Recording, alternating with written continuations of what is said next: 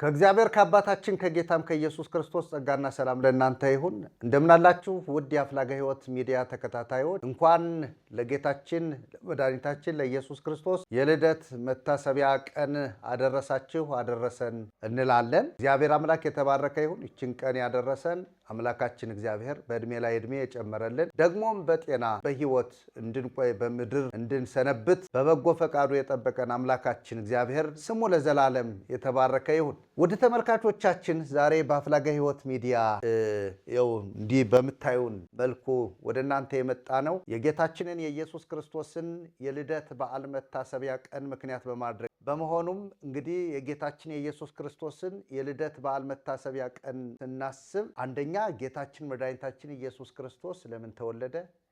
ጌታችን ኢየሱስ ክርስቶስ በመወለዱ እኛ ምን ጥቅም አገኘን? ለኛ ዋጋ ተከፈለልን የሚለውን ሐሳብ አብረን ከወንድሞችና ወይም ከአባቶች ጋር እንወያያለን። እናንተ ደግሞ እንደተለመደው ሁሉ ይህንን ቪዲዮ ሼር፣ ሰብስክራይብ እና ላይክ በማድረግ ለብዙዎች እንዲደርስ እና በትምህርቱ ላይ ብዙዎች ተጠቃሚ እንዲሆኑ እንዲሁም ደግሞ በዓሉን በምን ምክንያትና ለምን ጉዳይ እንደሚያከብሩ ብዙዎች እንዲገነዘቡም ጭምር ስለሚረዳ የጌታችን የኢየሱስ ክርስቶስ መወለድ ዋናው ምክንያት ምን እንደሆነ እንዲያውቁ እንድታደርጉ የእናንተን ኃላፊነት እንድትወጡ በጌታችን ፍቅር እናሳስባለን።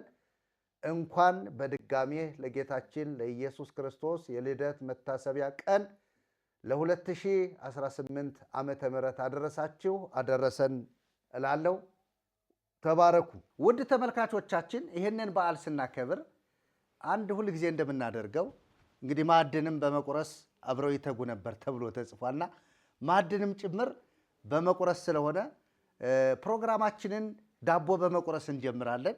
ይህንን ዳቦ ደግሞ የሚቆርሱልን ያው ታላቁ መምህር ኃይለ ልዑል ናቸው።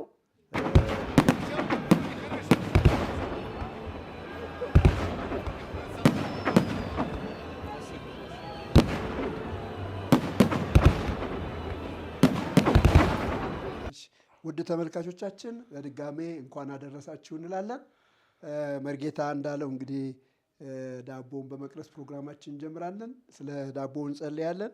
እግዚአብሔር አምላካችን እናመሰግንሃለን፣ ይህንን ጊዜ ስለሰጠህን ተባረክ። በዚህ ጊዜ ደግሞ በዚህ ሁኔታ በመሰባሰብ በዚህ ህብረት እግዚአብሔር ሆይ ያንተን የልደትን የመታሰቢያ በዓል እንድናከብር ስላደረክ እናመሰግንሃለን። ይህንን በፊታችን የቀረበውን ደግሞ ዳቦ እንድትባርከልን እንጸልያለን። በአብ በወልድ በመንፈስ ቅዱስ ስም የተባረከ ይሁን። አሜን። በጣም ጥሩ። ሃሌሉያ። እግዚአብሔር የተባረከ ይሁን። እንደምን አላችሁ? እንኳን እናንተንም አደረሳችሁ። እንዲህ ፈታ በሉ እንጂ ነቃ ፈታ። ጌታ የተወለደለት ሰው የተወለደለትና ጌታ የሞተለት ሰው ነቃና ደስ እያለው አይደል? መጽሐፍ የሚናገረው ምንድነው? ሁልጊዜ በጌታ ደስ ይበላችሁ። በማን? በጌታ በተወለደው ጌታ፣ በተሰቀለው ጌታ፣ በሞተው ጌታ፣ በተቀበረው ጌታ፣ በተነሳው ጌታ በእርሱ ደስ ይበላችሁ ነው የሚለው ጳውሎስና ደስ እያለን ዛሬ በዓላችንን እናከብራለን ማለት ነው። ዛሬ አንድ ሰው በመካከላችን ሁልጊዜ በአፍላጋ ሕይወት ሚዲያ የተለያዩ ትምህርቶችን ከምናስተላልፈዎች መካከል አንድ ወንድም ከወንድማችን መርጌታ መላክ በስተግራ በኩል አለ። እሱ ወንድማችን ወንድም አንሙት ወንዴ፣ አባቱ አንሙት ወንዴ ነው። ዲያቆን ነው። ወንድም ምለው በጌታ ነው። ዲያቆን ምለው በድሮ ማድረግ ነው አይደለ? እንደዚህ ነው ትናችንና ጌታ የተባረከ ይሁን እና እሱ በመካከላችን አለ። እንግዲህ የምታውቁት መርጌታ መላክ ተመስገን ነው። እንደገና ደግሞ እንዲሁ ሁልጊዜ የምናያቸው አንጋፋው መርጌታችን መርጌታ ኃይለ ልዑል መኮንን ናቸው። እንዲሁም ደግሞ ከኔ አጠገብ ያሉት ቀሲስ መርሃ ጽድቅ እሸቴ ናቸው። በድጋሚ እንኳን አደረሳችሁ። ክብር ለጌታ ይሁን። ቀጥታ የምንሄደው የዛሬውን በዓል አስመልክቶ ወደ ውይይታችን ነው የምንሄደው። በዓሉን ስናከብር ምን ማድረግ እንዳለብንም በዛው ለማውራት ነው። እንግዲህ ዛሬ ያለነው በአንድ ግለሰብ ቤት ነው። በአፍላጋ ሕይወት ሚዲያ አይደለም ያለነው በአንድ ግለሰብ ቤት ሆነን ነው ይህንን መልእክት ለተመልካቾቻችን እያደረስን ያለነው። ይህንን ቤት ደግሞ እግዚአብሔር ይባርከው። አሜን ሃሌሉያ። እና ቀጥታ እኔ እንኳን አደረሳችሁ ብያቸዋለሁ። የተቀበሉኝ ይመስለኛል። እንግዲህ አሁን መርጌታ ኃይለልዑል ከሶ ልጀምርና ሶም የእንኳን አደረሳችሁ መልእክትና የጌታችን የኢየሱስ ክርስቶስን የልደት በዓል አስመልክቶ አጭር መግለጫ እንዲሰጡ በጌታ ፍቅር ለሶ ሰጥቶታል። እሺ አመሰግናለሁኝ። በቅድሚያ ለሁላችሁም እንኳን ለጌታችን ለኢየሱስ ክርስቶስ የልደት መታሰቢያ በዓል አደረሳችሁ አደረሰን ማለት ፈልጋለሁኝ። መጽሐፍ እንግዲህ ምን ይላል? ይትፍሩ እስመናሁ ዜንወክሙ አብየ ዜና ዘይከውን ፍስሐ ለኩሉ ዓለም እስመናሁ ተወልደ ለክሙ ዮም መድኅን ዘውቱ ክርስቶስ እግዚ ቡሩክ በሀገረ ዳዊት ይላል። አትፍሩ፣ ዛሬ ለሰው ሁሉ የሚሆን ታላቅ ደስታ ነግራችኋለሁ። ዛሬ በዳዊት ከተማ መድኃኒት የሆነ ክርስቶስ እሱ ተወልዶላችኋል ይላል። እግዚአብሔር አምላካችን የተባረከ ይሁን። ይህንን የልደት በዓል የምናከብርበት ትልቁ ነገር ምንድን ነው ከተባለ ዛሬ መድኃኒት የተወለደበት ቀን ነው። መድኃኒት የተወለደበት ቀን ለሰው ሁሉ የሚሆን ደስታ የተገኘበት ቀን ነው። ለዚህ ነው መልአኩ ታላቅ ደስታ አብየ ፍስሐ ይላል የገዙ እና ታላቅ ደስታ ነው። ታላቅ ደስታ ለሰው ሁሉ የሚሆን ታላቅ ደስታ እና ሰውን ሁሉ የሚያካትት ሰውን ሁሉ የሚያሰባስብ ሁሉ ሰው ደስ ሊሰኝበት ደግሞ ደስታው ለሰው ሁሉ የሆነ ምንድን ነው ከተባለ የጌታችን የመድኃኒታችን ኢየሱስ ክርስቶስ መወለድ ነው እና ይህንን በዓል ለማክበር እንደዚህ ስለተሰባሰብ እንደገና ደግሞ ይህንን የተወለደውን ደስታ ስለተካፈል እግዚአብሔር እናመሰግናለን። ሁላችሁ ይህንን ሚዲያ የምትከታተሉ በተለያየ ዓለም ያላችሁ በዓሉ የሰላም የደስታ የፍቅር እንዲሆንላችሁ እመኛለሁኝ። መልካም የገና በዓል። ተባረኩ። መልካም ክብር ሁሉ ለአምላካችን ለእግዚአብሔር ይሁን። በዓለም ዙሪያ ያላችሁ በእግዚአብሔር አምሳልና በእግዚአብሔር መልክ የተፈጠራችሁ የሰው ልጆች የሆናችሁ ሁሉ ይህን ለእናንተ ይመለከታችኋልና ጌታችን የኢየሱስ ክርስቶስ መወለድ ለዓለም ሁሉ ለትውልድ ለዘር ሁሉ ለሰው ሁሉ ነውና እንኳን ለጌታችን ለመድኃኒታችን ለኢየሱስ ክርስቶስ የመታሰቢያ ልደት ቀን አደረሳችሁኝ እላለሁ። ይህ ታላቅ የምስራች የተሰማበት ለሰዎች ሰላም የታወጀበት ዕለት ነውና ይህ ዕለት ልዩ የሚያደርገው እረኞች መላእክት በአንድነት ምስጋና ለእግዚአብሔር ያሰሙበት ዕለት ስለሆነ ይህ ዕለት ልዩ ነውና ይህንን በማሰብ በዓሉን የተቸገሩትንም በማሰብ እያከበርን ያለንበት ጊዜ ነው። ሁላችሁም በዓሉ የደስታ የሰላም የበረከት ይሁንላችሁ። ብሩካን ናችሁ። በጣም ጥሩ። እንግዲህ ዛሬ በመጀመሪያ ጊዜ አብረውን ያለው ወንድማችን እና ዲያቆን አንሙት እስኪ በኦሮመኛ ቋንቋ እሱ ደግሞ የእንኳን አደረሳችሁ መልእክት ያስተላልፉልን። እሺ እንግዲህ በጣም አመሰግናለሁ። ገለኒ ዋቃ አባፍ ዋቃ ኢልማፍ ዋቃ አፉረ ቁልቁሉ ሰደን ዋቀየ ቶኮፍ ሀተኡ አሜን አሜን። hordoftoota amantaa kiristaanaa hundaaf biyya keessas biyya alas kan jiraattan hundumaaf baga dhaloota gooftaa keenya yaadannoo guyyaa dhaloota gooftaa keenya fayyisaa keenya Iyyasuus Kiristoosiin isin ga'ee baga geessan isin jedha.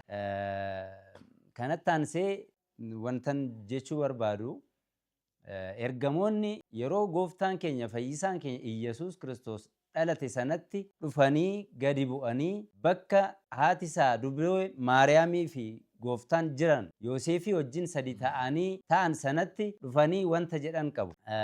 Innis afaan Ge'eziin ስብሐት ለእግዚአብሔር በሰማያት ወሰላም በምድር ሰምረቱ ለሰብ ለእግዚአብሔር በሰማይ ምስጋና በምድርም ለሰው ልጅ ሰላም ይሁን ገለኒ waaqayyoof samiirratti dhala namaa hundumaaf immoo lafarratti nagaan haa baay'atu haa ta'u haa guutu jedhaniitu waaqayyoon galateeffatan. Sanaafi galanni waaqayyoof haa ta'u. Nuti guyyaa har'aa ga'uu keenyaan baay'ee gammadnee jirra.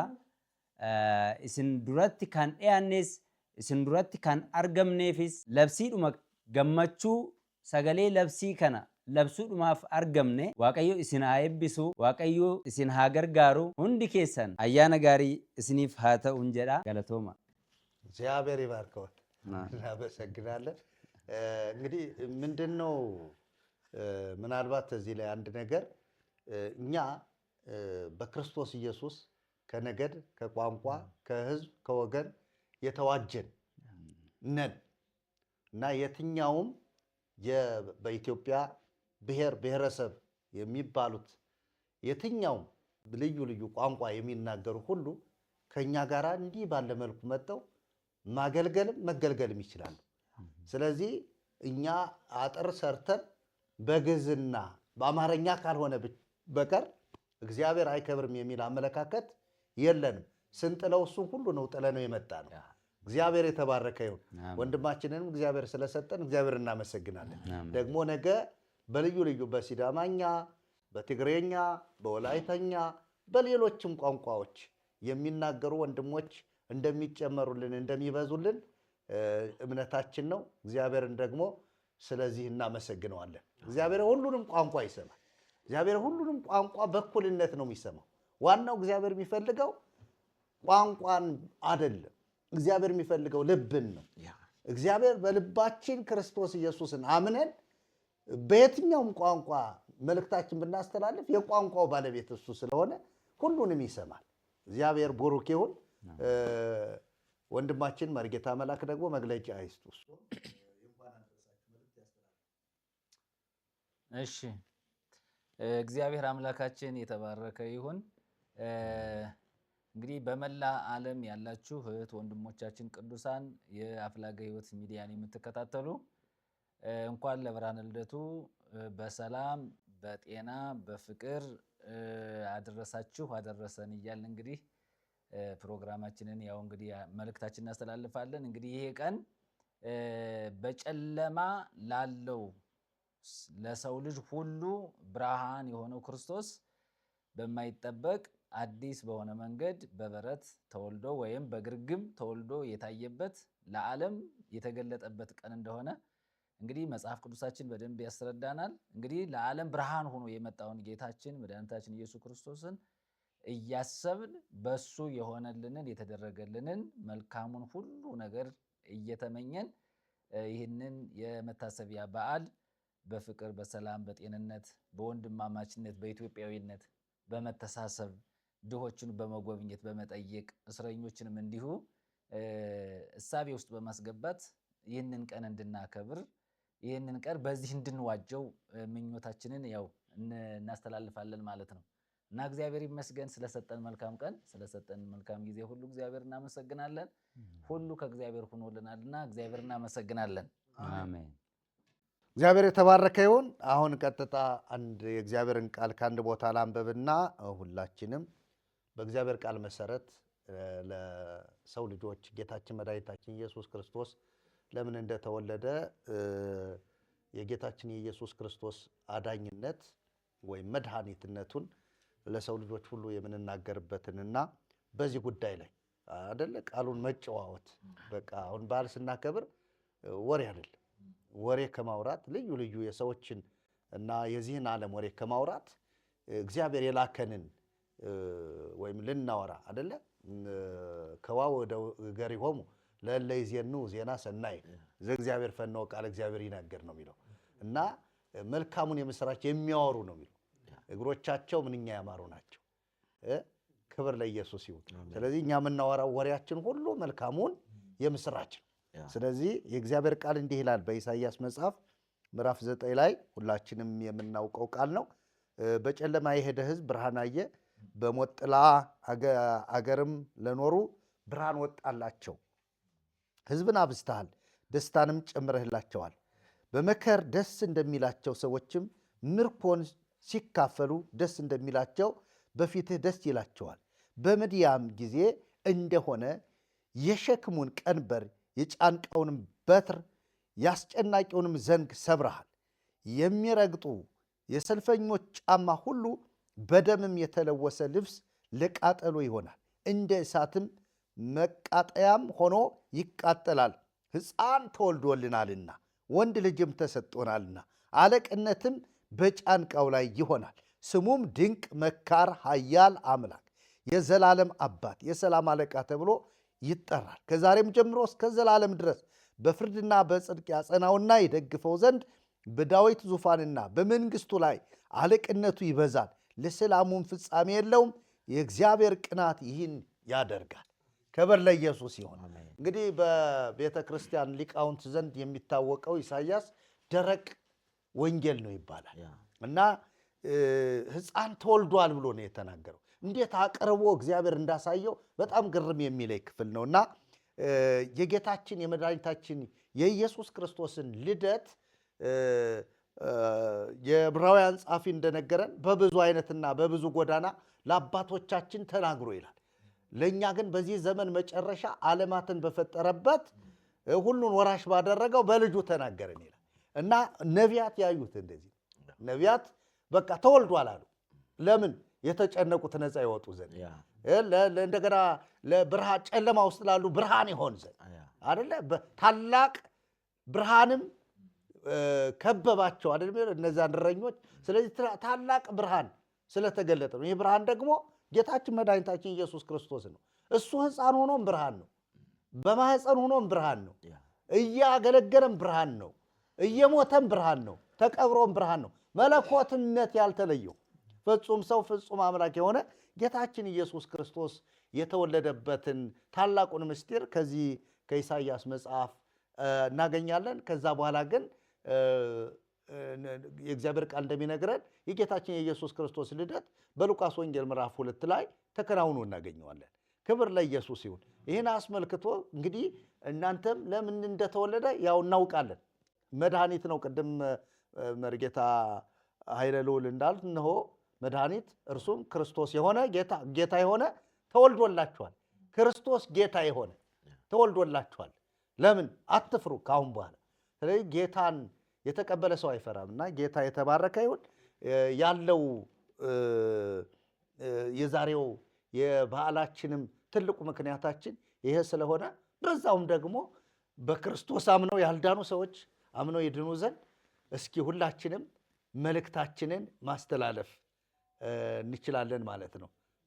ከሶ ልጀምር። መርጌታ ኃይለ ልዑል አመሰግናለሁኝ በድጋሜ ስለተሰጠኝ ዕድል እግዚአብሔርን አመሰግናለሁ። ያው በደንብ ማሰብ ያለብን መናገር ያለብን ነገር ቢኖር ክርስቶስ ለምን ተወለደ ነው። ለምን ተወለደ? ብዙ ጊዜ በሀገራችን ያው የክርስቶስ ልደት ይከበራል፣ ትንሣኤ ይከበራል፣ ስቅለት ይከበራል፣ ጥምቀትም ይከበራል። ጥሩ ነው። ይሄ በጣም ደስ ይላል። ማለት እነዚህ የክርስቶስን ነገር ሰው እንዲያውቅ ሰው እንዲረዳ ያደርጋሉ እና ግን እነዚህ ነገሮች ሲደረጉ እየተደረጉም የተወለደውን ጌታ የተወለደበትን ዓላማ የተወለደበትን ምክንያት ሰው ካልተረዳ ዝም ብሎ ድካም ብቻ ይሆናል እና ለምንድን ነው የተወለደው ጌታ የሚለውን በደንብ ማየት ያስፈልጋል። እና እዚህ ቅድም ያነበብኩት ጥቅስ ላይ ምን የሚል ቃል አለ? አትፍሩ፣ ታላቅ ደስታ የምስራች እነግራችኋለሁ ይልና ዛሬ በዳዊት ከተማ መድኃኒት ጌታ የሆነ ክርስቶስ እሱ ተወልዶላቸዋል ነው የሚለው። መድኃኒት የምትለዋ ቃል ዋና ነገር ነች። መድኃኒት የምትለዋ ቃል እንግዲህ እንደሚታወቀው ዓለም ታሟል። ዓለም በኃጢአት በሽታ ውስጥ ነው ያለው። ሰው እግዚአብሔር አታድርግ ያለውን በማድረጉ በዚያ ምክንያት ከእግዚአብሔር ተለይቶ ተነጥሎ በሞት ውስጥ ነው ያለው፣ በበሽታ ውስጥ ነው ያለው እና ሰው በራሱ መንገድ ወደ እግዚአብሔር ለመቅረብ በራሱ መንገድ አዳኝ ለማግኘት አልቻለም እና ይሄ የዘመናት ጥረት ነው። ቅድም መርጌታ አንተም ያነበብከው የነቢያት ትንቢት የሚነግረን ምንድን ነው ከተባለ የሰው ልጆች ጥረት ነው። የሰው ልጆች ይናፍቁ ነበር። ነቢዩ ኢሳይያስ አቤቱ ሰማያትን ቀደህ ምነው ብትወርድ ይል ነበር። አቤቱ ተነስና አድነን፣ አቤቱ ና እያሉ ይጣሩ ነበር እና ይህንን የሚሉበት ትልቁ ምክንያት ምንድን ነው ከተባለ አዳኝ ያስፈልጋቸው ነበር፣ ረዳት ያስፈልጋቸው ነበር። እንዲያውም የማንረሳው ነገር ኢሳይያስ 64 ቁጥር 6 ላይ ሁላችን በድለናል ይላል አይደለ? ኃጢአትም እንደ ነፋስ ወስዶናል፣ ጽድቃችን ራሱ ምንድን ነው የሚለው የመርገም ጨርቅ ነው ይላል። እንግዲህ ይኸውላችሁ ሰው ሁሉ በደለኛ ሆነ፣ ሰው ሁሉ ኃጢአተኛ ሆነ። አሁን ይህንን የሚናገረው ነቢይ ነው፣ የእግዚአብሔርን ድምፅ የሚሰማ። የሚገርም እኮ የእግዚአብሔር ድምፅ የሚሰማ እግዚአብሔር የሚናገረውና ይሄ ምን ይል ነበረ? ሁላችን በድለናል፣ ኃጢአታችን እንደ ነፋስ ወስዶናል፣ አንድም እንኳ እግዚአብሔርን የሚፈልግ የለም እያሉ ይናገሩ ነበረ። እና ከዚህ ሰዎች የሚወጡበት ከዚህ ሰዎች የሚገላገሉበት ምን ያስፈልግ ነበረ? መድኃኒት ያስፈልግ ነበረ። እና ሐዋርያው ጳውሎስ እንዳለን በገላትያ ምዕራፍ 4 ቁጥር 4 ጀምሮ ነገር ግን የዘመኑ ፍጻሜ በደረሰ ጊዜ እግዚአብሔር ከሴት የተወለደውን ከሕግም በታች የተወለደውን ልጁን ላከ፣ እንደ ልጆች እንሆን ዘንድ ከሕግ በታች ያሉትን ይዋጅ ዘንድ ይላል። እና ይሄ ዋናው የተወለደበትን ዓላማ የሚገልጥ ክፍል ነው። ለዚያ ነው ይህንን ክፍል ያነበብኩትኝ። እና ምን ይላል? እግዚአብሔር ቀን ቀጥሮ ነበረ ይህንን የሚያደርግበት፣ ይህንን የሚሰራበት፣ ይህንን የሚፈጽምበት እግዚአብሔር ቀጥሮ ነበረ። እና ያን ቀን ነቢያት ይናፍቁት ነበረ፣ የብሉይ ኪዳን አማኞች ይናፍቁ ነበረ፣ የሰው ልጅ ይናፍቅ ነበረ። ግን ያ በጊዜው አልሆነም፣ ያለ ጊዜው አልሆነም። ይሄ ጊዜ እስከሚደርስ ድረስ የእግዚአብሔር ጥበቃ ነበረ፣ ወይም ደግሞ የሰው ልጅ ናፍቆት ነበረ። እና ዘመኑ ሲደርስ ጊዜው ሲደርስ ግን እግዚአብሔር ምን አደረገ? ልጁን ላከ። ልጁ መጥቶ ምን ሆነ ነው የሚለው? ተወለደ ይለናል። ከሴት ተወለደ ወይም ደግሞ ከሕግ በታች ተወለደ። ምን ለማድረግ ሲል ሁለት ነገሮችን እዚህ ጋር ይናገራል። አንደኛው ከሕግ በታች ያሉትን ይዋጅ ዘንድ ይላል። እነዚህ ሕግ የተቀበሉ ሰዎች፣ ሕግ የተሰጣቸው ሰዎች ሕግ ተሰጥቷቸው ነበረ እና በዚያ በተሰጣቸው ሕግ ወደ እግዚአብሔር መድረስ አልቻሉም። እንዲያውም መጽሐፉ እንደሚነግረን ምን ሆኖ ነው የሚለው? በሕግ ምክንያት ሁሉም ሰዎች በደለኛ ሆኑ አይደለ? ጳውሎስ በሮሜ ምዕራፍ 3 ቁጥር 20 ጀምሮ እንደዚህ ይላል፣ አንድም ጻድቅ የለም አንድም አስተዋይ የለም ይልና ሁሉ ኃጢአት ሰርተዋል የእግዚአብሔር ክብር ጎሏቸዋል ይላል። እና ሁሉም ምን ሆነ? ኃጢአተኛ ሆነ፣ የእግዚአብሔር ክብር ጎደለው። እና በሕግ ስራ ወይም ደግሞ ሕግ በማድረግ ሰው ወደ እግዚአብሔር መቅረብ አልቻለም። ስጋ የለበሰ ሁሉ የሕግ ስራ በመስራት በእግዚአብሔር ፊት መጽደቅ አልቻለም ነው የሚለው፣ ሊጸድቅ ስላልቻለ። እና ምን አለ? የእግዚአብሔር ጽድቅ እንዴት ሆነ ነው የሚለው? የእግዚአብሔር ጽድቅ ያለ ሕግ ተገለጠ። ያለ ሕግ አያችሁ፣ ሕግ ተሰጥቷቸው ነበረ እና በሕጉ ሰዎች ምን ሆኑ? በደለኛ ሆኑ። ስለዚህ ኃጢአተኛ ሆኑ። ወደ እግዚአብሔር ጽድቅ ወይም ደግሞ ወደ እግዚአብሔር ደርሰው ከእግዚአብሔር ጋር ታርቀው በዚያ በሕጉ የሚጠይቀውን ነገር አሟልተው መታረቅ አልቻሉም። ስለዚህ ምን መምጣት ነበረበት? ከሕግ በታች ያሉትን የሚዋጅ መምጣት ነበረበት። ከሕግ በታች ያሉትን የሚዋጅ እና የእግዚአብሔርን ጽድቅ ገልጦ ወይም ደግሞ ራሱ ጽድቅ ሆኖ ሰዎችን ወደ እግዚአብሔር የሚያደርስ መምጣት ነበረበት። ስለዚህ ጊዜው ሲደርስ እግዚአብሔር ይህንን አደረገ፣ ከሕግ በታች ያሉትን ይዋጅ ዘንድ። ሁለተኛው ነገር ደግሞ እንደ ልጆች እንሆን ዘንድ ይላል። እንደ ልጆች እንሆን ዘንድ እኛን ምን ለማድረግ? ልጆች ለማድረግ፣ የሰው ልጆች በሙሉ ልጆች ለማድረግ። ሰው የእግዚአብሔር ጠላት ነበር አይደለ? በኃጢአት ምክንያት ሰው የእግዚአብሔር ጠላት ነው የሆነው። ለዚህ ነው ጳውሎስ ሲናገር ገና ኃጢአተኞች ሳለን ክርስቶስ ስለኛ ሙቷልና ይላል አይደለ? እግዚአብሔር ለእኛ ያለውን ፍቅር ያስረዳል። ጠላቶች ሳለን በልጁ ሞት ከታረቅ አሁንማ በዳንበት ከእግዚአብሔር ቁጣ እንድናለን ይላል። እና እነዚህ ነገሮች ስናይ የተጣላውን ሰው ከእግዚአብሔር ጋር ለማስታረቅ ከሕግ በታች የነበሩትና በሕግ ስር የነበሩትን ከሕግ ዋጅቶ የእግዚአብሔር ልጆች ለማድረግ ክርስቶስ ተወለደ። ልደት ለዚህ ነው። ለምሳሌ ልደት ምን ተብሎ ነው የሚከበረው ቤተክርስቲያን ከተባለ ብርሃነ ልደቱ ነው የሚባለው። ብርሃነ ልደቱ ነው የሚባለው። ብርሃን ነው። መጽሐፍ እንደሚነግረን ዓለም ብርሃን ያየበት፣ ከጨለማ የወጣበት፣ ወደ እግዚአብሔር ሐሳብ ወደ እግዚአብሔር ነገር የተመለሰበት ነው። ለዚህ ነው ብርሃነ ልደት ይባላል። የቤተክርስቲያን መጽሐፍ እንዲያውም ምን ይላል? ዚቅ ላይ በጎርሰከበ በአጽድቅ ተጠብለለ እግዚኦ መድን ቤዛ ኩሉ ዓለም የወም ተወልደ ቤዛ ኩሉ ዓለም የወም ተወልደ ይላል። ምን ማለት ነው? በጎርሰከበ በአጽድቅ ተጠብለለ፣ በጎል በበረተኛ አይደለም፣ በመጠቅለያም ተጠቀለለ። እግዚኦ መድን አዳኝና ጌታ የሆነው አዳኝና ጌታ የሆነው ቤዛ ኩሉ ዓለም የዓለም ቤዛ የዓለም መድኃኒት። ይቀጥልና ደግሞ የወም ተወልደ ቤዛ ኩሉ ዓለም ይላል። ዛሬ የዓለም ቤዛ ተወለደ፣ ዛሬ ተወለደ ብሎ ያረጋግጣል። ስለዚህ የዓለም ቤዛ የሆነው ክርስቶስ የተወለደው ለዚህ ነው። እግዚእና መድኃኒቱ ነው። ሰዎችን ከኃጢአት፣ ሰዎችን ከሕግ ባርነት፣ ሰዎችን ከእግዚአብሔር ጋር የተጣሉትን ሰዎች በእርሱ ሞት በእርሱ የእሱ የማዳን ስራ በመስራት ወደ እግዚአብሔር ለማቅረብ የተከናወነ ነገር ነው። ስለዚህ ልደትን ስናስብ፣ ልደትን ስናከብር ሁልጊዜ ይህንን ማሰብ አለብን። እኛን ለማዳን ነው መድን የመጣው። ክብር ለእግዚአብሔር ይሁን። የዓለም ቤዛ ነው የተወለደው፣ ሌላ አይደለም። የዓለም ቤዛ፣ ሌላ ቤዛ አልነበረም። ሌላ ቤዛ ስለሌለ ነው። ቢኖር ኖሮ እግዚአብሔር ሕግ ሰጥቶ ነበረ። የእንስሳት መስዋዕት ተሰውተው ነበረ። ብዙ ነገር ሆኖ ነበረ እና ያ ሁሉ ለሰው ልጅ ቤዛ መሆን አልቻለም። የዓለም ቤዛ ክርስቶስ ግን ሲወለድ የዓለም ቤዛ ተወለደ ብሎ መጽሐፍ ነገረን። ክብር ለእግዚአብሔር ይሁን። ስለዚህ ከዚህ የተነሳ ነው እና ልደትን ስናከብር የምናስበው ይህንን ነው ለማለት ነው። ወይም ደግሞ የምናስታውሰው ይህንን ነው። ቤዛችን የተወለደበት ነው አይደለ? ቤዛችን የተወለደበት መድኃኒታችን የተወለደበት ለሰው ሁሉ ደግሞ የሚሆን የሚያስፈልገው ምንድን ነው ከተባለ የሚያስፈልገው አንድ ነገር ነው፣ ቤዛውን ማመን አይደለ? ቤዛውን መቀበል እንጂ ቤዛነቱ ግን ለሁሉም የሆነው አዳኝ የተወለደበት ነው እና ልደትን ስናስብ ይህንን ማሰብ አለብን ለማለት ነው። አመሰግናለሁ። በጣም ጥሩ መልእክት ነው። እግዚአብሔር ይባርከዎት። እንግዲህ ጌታችን ኢየሱስ ክርስቶስ የተወለደበትን ዓላማ መርጌታ ኃይለ ልዑል እንደተናገሩት እሱም ደግሞ ለምን ዓላማ ነው የተወለደ? በነገራችን ላይ እኛ ምንድን ነው የተደረገልን ጭምር እኛስ ምን ስለሆነልን ነው የሚለውንም በዛው እንናገራለን ማለት ነው። እስኪ እሱ ይቀጥሉ። መልካም እንግዲህ እግዚአብሔር ስሙ የተባረከ ይሁን።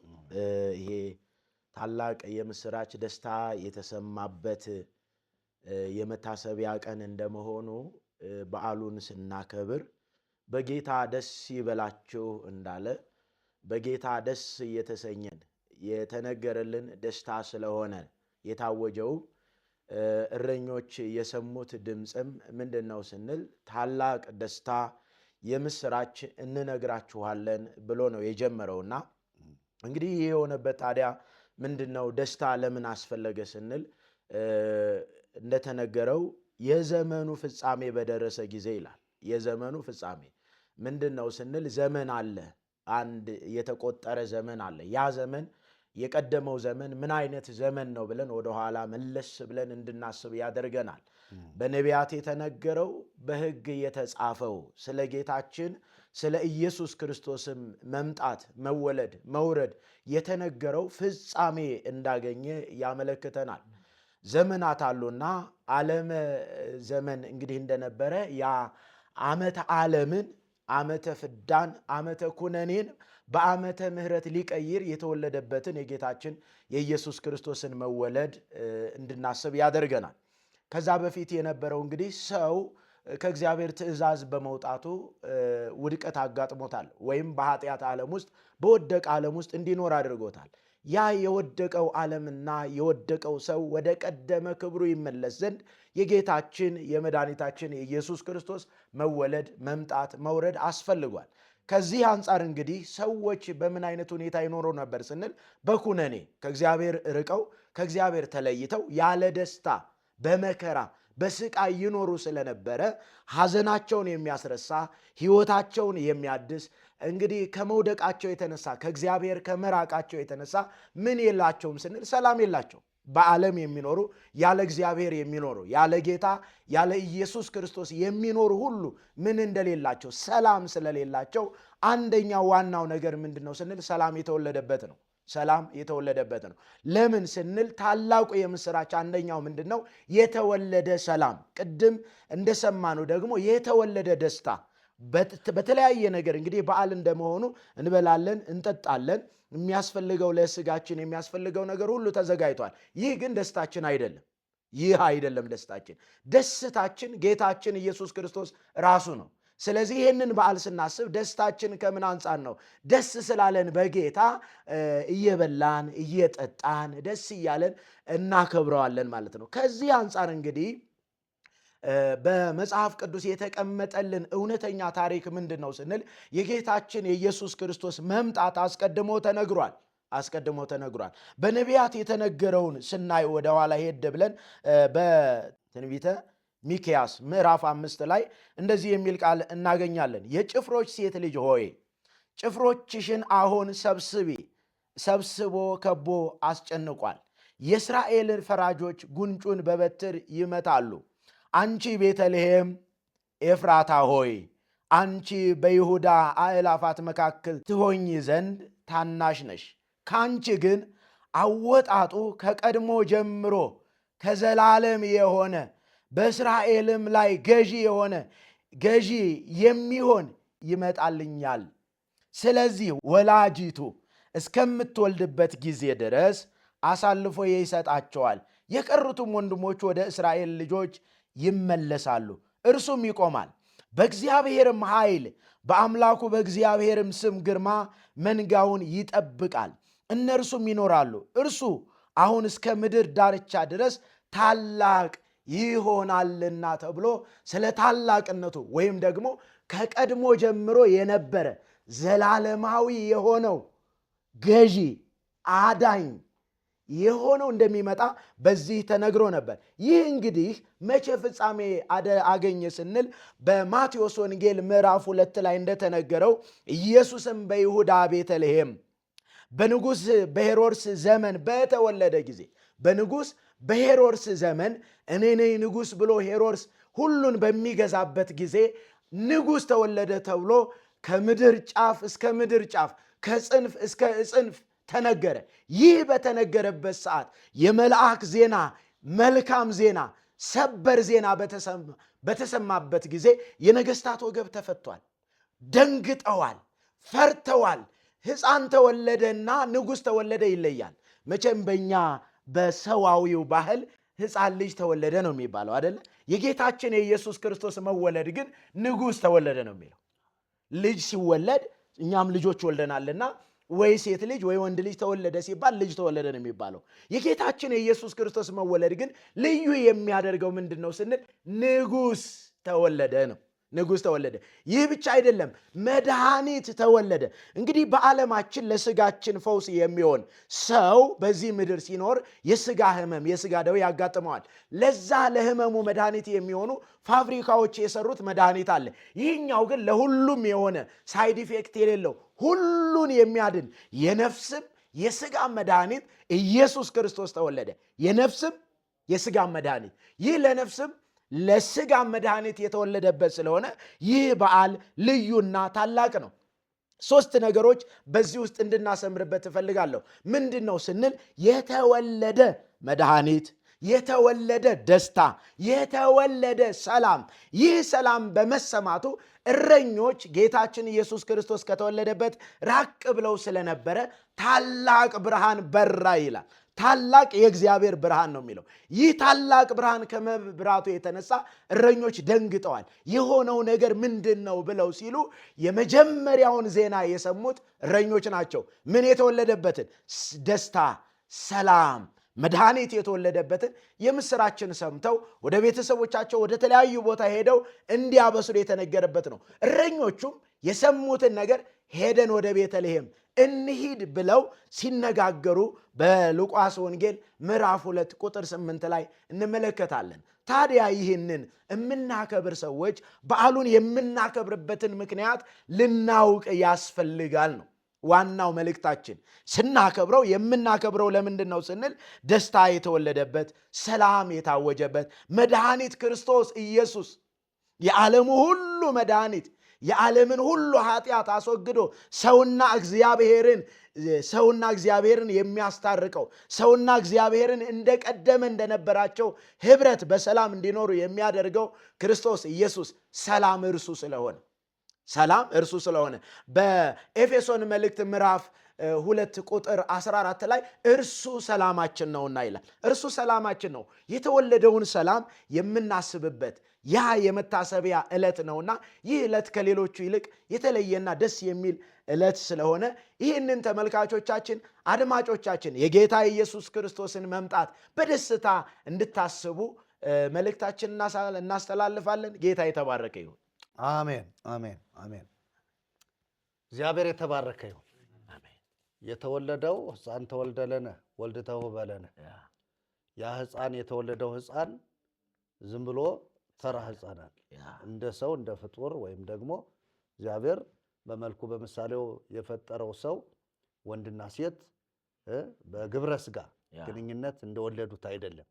ይለያል። እሱ የእግዚአብሔር ልጅ ነው፣ የሰው ልጅ ነው። ስሙ ይባረክ። ለዚህ ነው አለቅነትም በጫንቃው ላይ ይሆናል አለ።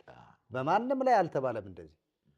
ኢያሱም ሲወለድ ሌላውም እነ ሳሙኤልም ሲወለዱ እነ ሙሴም ሲወለዱ አለቅነት በጫንቃቸው ነው የሚል አልተጻፈ።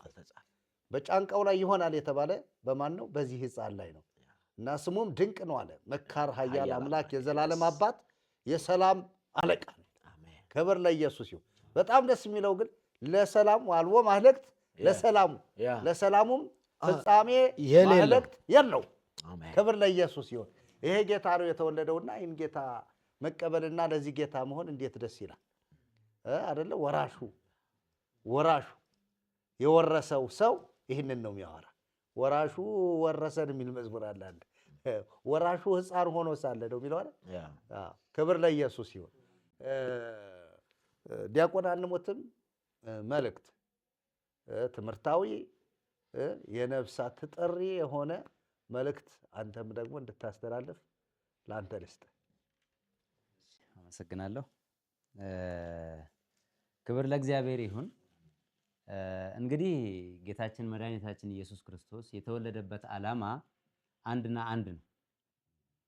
አንድ ነው። እሱም የጠፉትን ለመፈለግ የወደቁትን ለማንሳት ከባርነት ወደ ልጅነት ከድቅድቅ ጨለማ ደግሞ ወደሚደነቅ ብርሃን ለማፍለስ ወደ መንግስቱ ወደ አባቱ መንግስት ሊያፈልሰን ነው የተወለደበት ዋና ዓላማ እና ኢሳይያስ 9 ላይ ነካ አድርጌ በኦሮምኛ ትንሽ ገለጻ አደርጋለሁ እና ሕፃን ተወልደ ለነ ወልድ ተውህበ ለነ ሙጫን ኑፍ ደለቴራ ኢልሚ ኑፍ ኬነሜራ ሞቱማን ገቲቲ ኢሳ irra jiraata. Innis gorsa dinqisiisaa waaqa jabaa abbaa barabaraa mootii nagaa jedhamee ni waamamaa እና ይህ ማለት የሰላም አምላክ የሰላም አለቃ ድንቅ መካር ኃያል አምላክ ተብሎ እንደሚጠራ ይህን ኢሳይያስ በትንቢት ተናግሮታል። ከዚያ ደግሞ መጥቶ ያው ከተወለደ በኋላ ያው ጌታችን ሲወለድ መላእክትም ያንኑ ነው ያሉት፣ ሰላም ሆነልን፣ በምድር ሰላም ሆነልን። ኢየሱስ ክርስቶስ ሰላማችን ነው። ኢየሱስ ክርስቶስ መንገዳችን ነው። ኢየሱስ ክርስቶስ ሕይወታችን ነው። ኢየሱስ ክርስቶስ ወደ አብ መግቢያችን ነው። ኢየሱስ ክርስቶስ መሰላላችን ነው። ከምድር እስከ ሰማይ የተዘረጋ መሰላል ኢየሱስ ክርስቶስ፣ ሌላ አይደለም። ማንም የተዘረጋ የለም፣ ሊሆንም አይችልም። ኢየሱስ ክርስቶስ ወደ አብ የምንገባበት መንገዳችን ነው። ለዛ የተወለደበት ዓላማ ዓለም እንዳይጠፋ በእርሱ በኢየሱስ ክርስቶስ አምኖ የዘላለምን ሕይወት እንዲወርስ ሕይወት እንዲያገኝ ነው። በሱ ያመነ ዚያምን በወልድ በሕይወት ዘላለም ነው። በወልድ ያመነ የዘላለም ሕይወት አለው። የዘላለም ሕይወት እንዲኖረን እንጂ እንድንጠፋ አይደለም የመጣው። እንዳንጠፋ ወደ አባቱ መንግስት ሊያፈልሰን ጌታ ኢየሱስ ተወልዶልናል።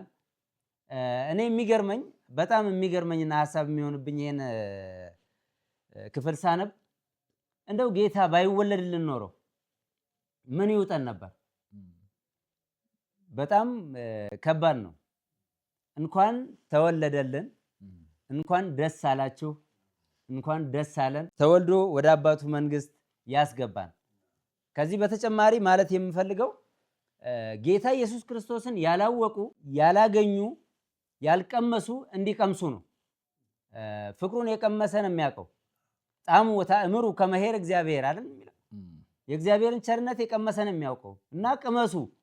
እኛም ዛሬ በዚህ ዕለት ይህን በዓል ስናከብር እንዲህ ቁጭ ብለን ስለ ጌታ ስለ ኢየሱስ ክርስቶስ መወለድ ስለ ልደቱ ስንወያይ ኑ ወደ ጌታ ፍቅሩን ቅመሱ፣ ኢየሱስን እወቁ፣ አግኙ፣ ወደ ዘላለም ሕይወት እንድትገቡ ብለን ጥሪያችንን እናስተላልፋለን። ወሪ ዋቀዮን ወሪ ጎፍታ ኬኛ ፈይሳ ኬኛ ኢየሱስ ክርስቶስን ሂን አርገነ hin beekne hin dhandhamne kottaati dhandhamaa ilaala. Nuti dhandhamnee nuu sifaa'ee nuu ta'eetu fuuldura keessan kanatti dhiyaannee ayyaana kana akkasittiin kabajaa haasaa argamna. Kanaasuuf nus immoo waa'ee fayyisaa keenya Iyyasuus Kiristoosiin haasa'aa jirra. Gatii kanaaf warri Iyyasuusin hin beekne sirriitti beeka. Warri Iyyasuusin hin arganne argadhaa, dhandhamaa ilaalaa. Gatii kanaafi argachuu jechuun barbaannee dhannee akka qodaatti wanta fudhannu miti. Iyyasuusin fudhadhaa, Iyyasuusin beekaa yeroo jennu of keessa gashaa, laphee keessan keessa gashaa. Isin Iyyasuus keessa yeroo jiraattan Iyyasuus isin keessa jiraata. Gatii kanaafi ergaan koo inni har'aa inni guddaan ummata biyya lafaa hundumaaf Iyyasuus hin jiru taanaan fayyinni hin jiru, jireenyi hin jiru. Iyyasuus hin jiru taanaan gara abbaatti ol ba'uun hin jiru, gara mootummaa bara baraatti seenuun hin jiru, hin danda'amu Iyyasuusin haala. Gatii kanaafi Iyyasuusin fayyisaadha, Iyyasuus jireenyaa, Iyyasuus karaadha, ኢየሱስን አርገዳ ገረ ኢየሱስቲ ኮታ ሂምቦቀቱ ኢየሱስ ዱወ በረበራራ ነመ ኦልቻ ገረ ኢየሱስቲ ኮታ ስኒን ጀና ፈያታ ነጋን ዋቀዮ እስን ዱካ ሃተኡ ተባረኩ። እግዚአብሔር ያክብር። የህይወት እንጀራ ኢየሱስ ማለት የህይወት እንጀራ ኢየሱስ ነው ነው ያለው። አሜን። እኔ እኮ አሜን አሜን እያልኩ ጌታ ይባረክ። እንደ ቃል ተቀበሉ ስለ ቃል ልባችሁን ከፍታችሁ ተቀበሉ። ሃሌሉያ አሜን። ኢየሱስ ጌታ። ያው እንግዲህ በኦሮሞኛ የሚመለከቱ እንዲያውም እዚህ ላይ የምናገረው አፍላጋ ህይወት ሚዲያ ላይ በወለጋና በተለያዩ በኦሮሚያ ክልል አካባቢ ያሉ ሰዎች ደውለው በኦሮሞኛ ለምን አታስተላልፉልንም? አንዳንዶቹ ትንሽ አማርኛው የማይገባቸው ሰዎች አሉ እና በኦሮሞኛ መልእክቱን ብትተረጉሙልን የሚሉ ሰዎች ደውለው ነግረውናልና ዛሬ በአጋጣሚ እንግዲህ ወንድማችን ያው እኛ ጋር ነው ያለው፣ አብሮ ነው እግዚአብሔር የሚያመልከው። እንግዲህ ለወደፊቱም እንደዚህ እየተረጎምን እንለቃለን ማለት ነው። እግዚአብሔር መልካም ነው። ደግሞ እግዚአብሔር ሰዎችን ያመጣል። ለእኛ ባይገልጥም የተገለጠላቸው ያወሩታል በየቋንቋቸው። ክብር ለኢየሱስ ይሁን። ይሁሉ ስለ ጌታ ስለ ኢየሱስ ስለሆነ እና መርጌታ መላክም በተመሳሳይ መንገድ የእግዚአብሔርን ቃል መሰረት ባደረገ ለሰዎች ጌታችን መድኃኒታችን ኢየሱስ ክርስቶስ ለምን እንደተወለደ መልእክቱን ትንሶ ደግሞ እንዲያስተላልፉ ለሱ ደግሞ ልስጠው። እንግዲህ በመጽሐፍ ቅዱስ ላይ ያለውን ሐሳብ እናንተ በንባብም በማብራራትም በመተንተንም ስለተናገራችሁት ስለሱም እግዚአብሔር ይመስገን። አሜን።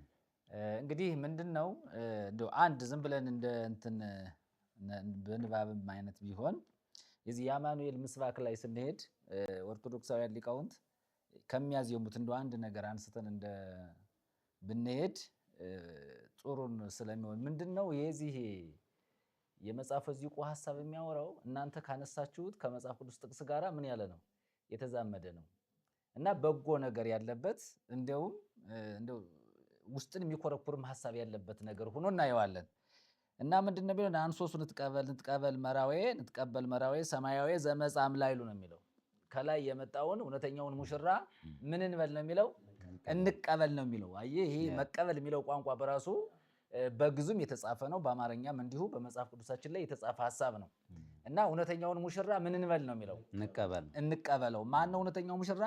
ክርስቶስ ኢየሱስ። ቅድም በመጽሐፍ ቅዱስ እንደተብራራው በጎል ሰከበ ወባጽርቅት ምን አለ ነው የሚለው? ተጠብለል አይደል የሚለው?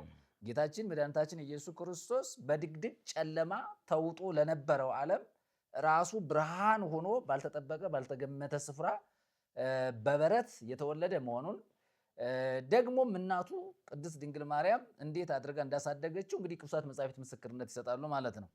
እና ይህንንም ስንመለከት እንግዲህ እንደ ዋና ዓላማ እንደ ዋና ምክንያት አድርገን ልናየው የምንችለው ብርሃን አይቶ ለማያውቅ በጨለማ ውስጥ ለኖረው ሕዝብ ብርሃን ሆኖ ክርስቶስ የተገለጠበት ቀን ነው። ይሄ ማለት ዓለም በጨለማ የተሸፍኗል፣ ተከድኗል። እውነትን ማወቅ አይችልም፣ ወደ እውነት መድረስ አይችልም፣ ወደ እግዚአብሔር መንግስት መምጣት አይችልም፣ ከእግዚአብሔር ጋር መታረቅ አይችልም። በሰውና በእግዚአብሔር መካከል ምን ሰውን ከእግዚአብሔር የለየ አንድ ትልቅ መጋረጃ ነበረ። ያንን መጋረጃ ለመቅደድ ሰው ሆኖ በስጋ ተገልጦ መታየት ነበረበት ክርስቶስ። ስለዚህ ክርስቶስ ወደዚህ ምድር የመጣበት ዋና ዓላማ በሰውና በእግዚአብሔር መካከል የነበረውን የጥል ግድግዳ አፍርሶ ሰውን ከአባቱ ከእግዚአብሔር ጋር ለማስታረቅ እንደመጣ በእናንተ ሐሳብ ተስማምቼ አሁንም እኔም እቀጥላለሁ ሐሳቤን ማለት ነው።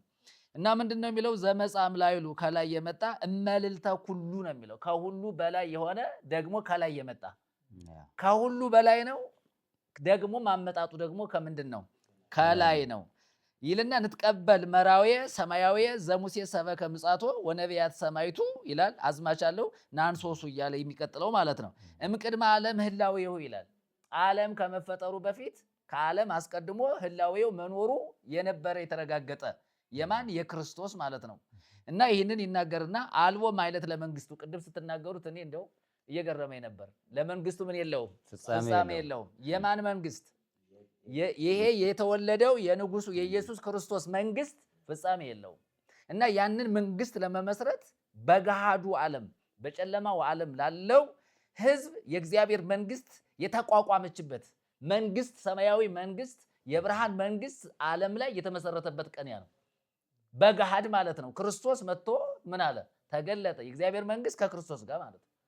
ስለዚህ ይሄ በጣም ረቂቅ የሆነ ምስጢር፣ በጣም ደስ የሚያሰኝ ዜና፣ የእግዚአብሔር መንግስት በገሃድ በጨለማው ዓለም የተመሰረተችበት ህገ መንግስቱ የተተከለበት የእግዚአብሔር ህገ መንግስት የመንግስተ ሰማያት ህገ መንግስቱ የጸናበት የተረጋገጠበት በክርስቶስ እውን የሆነበት ቀን ነው። ይሄ በጣም የሚገርም እጹብ ልንል ይበል የሚባል ነገር ምንድነው ከተባለ ይሄ ሰማያዊ አካል ክርስቶስ በዚህ በስጋ ተገልጦ ለዓለም ሁሉ ለመገለጥ ራሱን ለሞት ለመስቀል ለተለያየ ነገር አሳልፎ ለመስጠት ሰው የሆነበት የተረጋገጠበት ቀን ስለሆነ በጣም ነው ደስ የሚለን።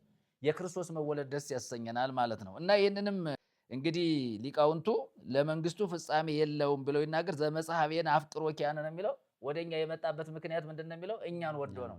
ክብር ለእግዚአብሔር ይሁን። ማንም አልወደደውን ሰውን እንደ ክርስቶስ እንደ ኢየሱስ እንደ መድኃኒታችን እንደ ንጉሳችን ሰውን የወደደ አንድም አካል አናገኝም ብንፈልግ። ግን የመጣበት ዋና ዓላማ ምንድን ነው? ሰውን ወዶ ነው የመጣው። እኛን ወዶ ነው የመጣው። እንግዲህ እኛ በኃጢአት ውስጥ ነው ያለነው፣ በተለያየ መርገም ውስጥ ነው ያለነው። እንግዲህ ነባይነ ከመዘይ ነባይነ ይላል እዚያ ኤርምያስ ላይ ሲናገር፣ ስለ ባቢሎን ሲናገር ምንም ጮህን አለ እና ባቢሎን ልትፈወስ አልቻለችም፣ ልትሰማ አልቻለችም ይላል። እና ጌታችን መድኃኒታችን ኢየሱስ ክርስቶስ ወደዚህ ምድር ሲመጣ ሰውን ወዶ ነው። በቃ የፍቅር አምላክ መሆኑን ያረጋግጣል። የፍቅር ንጉስ፣ የፍቅር ጌታ፣ የፍቅር ሊቀ ካህናት ሆኖ ነው የመጣው ክርስቶስ ወዶ። እንዴ የምድራውያን ካህናት እኮ ሰው ኃጢአት ሲሰራ በኃጢአቱ ምክንያት ምን ያደርጉታል? ይጸየፉታል አይደል? እንደው ብለው ጮኸው እጃቸውን ሁሉ በዓይናቸው በአፋቸው ላይ ጭነው ጥለው ለሚሄዱት። ክርስቶስ ግን ምንም እንኳን በኃጢአት ውስጥ ብንሆን ኃጢአታችንን ተጸየፈ እንጂ እኛን አልተጸየፈንም። እና የመጣበት ዋና ዓላማ ይሄ መሆኑን በጣም እንግዲህ ይናገራል። አፍቅሮ ኪያነ ይላል አናሂሰዮ አበሳነ ይላል። ኃጢአታችንን አስተስሮ ይቅርታ አድርጎ ወንነኒ ርቱዓነ አኩቶ ይላል። እኛም ደግሞ እጅግ አድርገን እናደርገዋለን እናመሰግነዋለን ይላል። በከመ ውእቱ አፍቀረነ እርሱ እንደወደደን ይላል። ወልደ እግዚአብሔር ዘይለብስ ጽድቅን የለበሰ ወይታጸብ ብርሃነ ይላል። እና ብርሃን ለብሶ ጽድቅን ለብሶ በአካል ክርስቶስ በዚህ ምድር ተገለጠ። እና ይሄ በጣም እጹብ ድንቅ የሚያስብል ነገር ነው። እና የቤተ ክርስቲያን ሊቃውንቶች ምን ይላሉ መሰላችሁ? ክርስቶስ ከድንግል ማርያም የተወለደበትን ምስጢር እንዲያው የድሮ አባቶች የጥንት አባቶች በቅንያት ሲገልጡት የገለጡበት መንገድ ቀላል አይደለም። እና ምን ብለው ተገለጡት? በስመ ወልድና ሀሎከ እምቅድመ ተወልዶ ይላል። ከመወለድ በፊት በቅድምና ወይም ደግሞ በልጅነት ነበረ። ከድንግል ማርያም ከመወለዱ በፊት እሱ የአብ ልጅ መሆኑን በቅኔያቸው ይገልጡና ውስተ ቤተ ዳዊት ንጉሥ ወቤተ ያዕቆብ አብ አምጣነ ንቡር ለከ ወርቀ በለዓም ንባብ። እንግዲህ ወርቅ ተገብሮለታል አይደለ? ይሄ ከመገበሩ በፊት ለአንተ ከመምጣቱ በፊት ወርቁም ያንተ ነበረ። አሁን በስጋ ከመወለድን በፊት የአብ ልጅ ነበርህ ይሉና ወመዝገበ ብሉ ለዮሴፍ መክበብ። መዝገብ ሁሉ ምንድን ነው? ያንተ ነው። የተሰወረው የተደበቀው ዓይን ያላየው ጆሮ ያልሰማው በከርሰ ምድር ያለው ማዕድናት ሁሉ የሱ መሆኑን ይናገርና አምላከ ተሰቦት ዘተዓርብ ይላል። እንግዲህ ሰው የመሆን አምላክ ይላል። ፀሐይ ልቡና ከጸብ በሰርከ ልቡና ቅሩብ ኢንበልከሰ ዘራ ዳዊት ወዘያዕቆብ ኮከብ ለንባብ ትሄስዋ ወበምሳሌ ይትትረከብ አምጣነ በስጋ አግመርከ ጾረ ስጋዊ ረሃብ ዘኢይክሉ ጸዊሮቶ ዳዊት ወያዕቆብ ይላሉ። በጣም የሚገርመው ነገር በስጋ ክርስቶስ ኢየሱስ ወደዚህ ምድር መጥቶ ማንም ሊሸከመው የማይችለውን የስጋን ረሃብ ጾር ተሸከመ ይላል። ያዕቆብ ሊሸከመው ያልቻለ፣ ዳዊት ሊሸከመው ያልቻለ ይሄንን በስጋ ተሸክሞኛ ለማዳን የተገለጠበትን ምስጢር በቅንያት ሲያብራሩት ሊቃውንቱ እንዲህ ብለው ነው ያብራሩት። እና አሁን ተወልደህ እኛ ከምናውቅ ከሰማንህ ከተረዳንህ በፊት ከአብ መወለድክን መጻሕፍት ይመሰክሩልሃል ይሉታል። ገንዘብ ወርቅ ያለው ነገር ሁሉ ለአንተ ስጦታ መጥቶ ከመበርከቱ በፊት ወይም ስጦታ ከመቅረቡ በፊት ይሄ ሁሉ ያንተ ሀብት ገንዘብ ጥሪት እንደነበረ እናውቃለን ይላሉ። እና የሚገርመው ነገር ሁሉ የሆነለት በሁሉ ነገር ላይ ባለስልጣን ሙሉ አምላክ የነበረው ጌታ በስጋ ተገልጦ ሲመጣ በጣም የገረመኝ ነገር ከቅኔ ንባቢያቸው ለንባብ ትየሰዋ ወበምሳሌ ይትትረከብ ምንም ምሳሌ ሊገኝለት አይችልም። አምጣነ በስጋ አግመርከ ጾረ ስጋዊ ረሃብ ሰው መሆን ረሃብን ምን አልክ ነው የሚለው ተሸከምክ ቻልክ ዘኢይክሉ ጸዊሮቶ ዳዊት ወያዕቆብ እና እነዚህ ሰዎች መሸከም የማይችሉትን አስቀድመው ምን አደረክ ነው የሚለው ተሸከም ይላል። በሌላ ቅኔያትም ሲገልጡት እጹብ ውእቱ ነገረ ምሳሌ እስመ ሥላሴ ረሳዩ ማርያም ቢጸ ኪሩብ ይላል። ማርያም ምንድነች? እንግዲህ ኪሩቤል የምንላቸው የእግዚአብሔርን ዙፋን ምን የሚሉ ናቸው? የሚሸከሙ ናቸው። እንግዲህ ኪሩቤልንና ማርያምን ያነጻጸሩበት ኪሩቤል ዙፋኑን እንደሚሸከሙ ሁሉ ማርያም የኪሩቤል ባለንጀራ ባለደረባ ሆነች ማለት እንደ ኪሩቤል ኢየሱስን በስጋ ጸንሳ የተሸከመች ያሳደገች እናት መሆኗን ለመግለጥ የተጠቀሙበት ጥበብ ነው። እንግዲህ ሊቃውንቱ የድሮ የጥንት አባቶቻችን ኢየሱስ በስጋ ሲወለድ በስጋ የተገለጠበትን ምስጢር ለማብራራት ለመተርጎም ለመተንተን በቅንያት እንዲህ አድርገው አስቀምጠውታል። እና ማርያም የኪሩቤል ምንድነች? ባለንጀራ ነች ይሉና ወከመ በዝንቱ ኢይትረፍ ምሳሌ ማርያም እጹብ ይልና ማርያም ለአብ ተመሰለቶ ይላል። ማርያም አብን ምን አለችው? ተመሰለችው። ወልድ ከአብ ምን ብሏል? ተወልዷል። ደግሞ በኋለኛው ዘመን ደግሞ ኢየሱስ ከማን ተወልዷል? ከማርያም ተወልዷል ይልና እስመ ማርያም ወለደት ለሕዝብ ይልና ማርያም የወለደችው ለሕዝብ ነው ይልና በኩረ አብ እንበለ አብ ይላል። በኩረ አብን የአብን አንድያ ልጅን ያለ አብ ምን አለችው ይላል? ወለደችው ይልና ለሐሲሰ ዝኒ ነገር ምግበ ሕሙማን ሐሊብ እመልብ ይበረብሮ ለቤተ መምህራን ጥበብ ይልና በጣም የሚገርመው ነገር መዓልተ በትርጓሜ ወሌሊተ በንባብ እንዘ ይትረከብ ብዝሃ ምሳሌ ሕሙማን ምግብ ምሳሌ ማርያም ሐሊበ ደርሆ ለመድኃኒተ ሞት ይትረከብ ይላል። በጣም የሚገርመው ነገር ለሞት መድኃኒት የሌለው መሆኑን ዶሮ ጫጩቶቿን ስታሳድግ ያለ ወተት የሆነውን ነገር ምን ምሳሌ ይገልጠዋል ይላል። ምን ምሳሌ ይገልጠዋል? አይ ሊቃውንት እኮ ይሄ እኮ ቢገባቸው እኮ እኛ እኮ አንቸገርም ነበር። ዶሮ ጫጭቶቿን ስታሳድግ ጡት የላትም፣ ወተት የላትም፣ አይታወቅም፣ አይመረመርም። ረቂቅ ነው አይደለ? ማርያም ኢየሱስን ስትወልድ ጥበቡ አይመረመርም። ለሞትም መድኃኒቱ ክርስቶስ ነው አይደለ? እንዴት ነው? አይመረመርም። ከአይምሮ በላይ እኮ ነው። ብዙ ጠቢባን ተፈላስፈዋል አይደለ? ሞትን በሞት አሸነፈው። አሁን እኮ በጣም የሚገርም ሞት በሞት እኮ ይባላል። በደንብ አብራሩ ሊቃውንት። አንዳንድ ጊዜ እኮ ይገርማል እኮ እንደተባለ በጣም እኔ በጣም ልባቸው በጣም ምሳሌ ማርያም ሐሊበ ዶርሆ ነው የሚለው።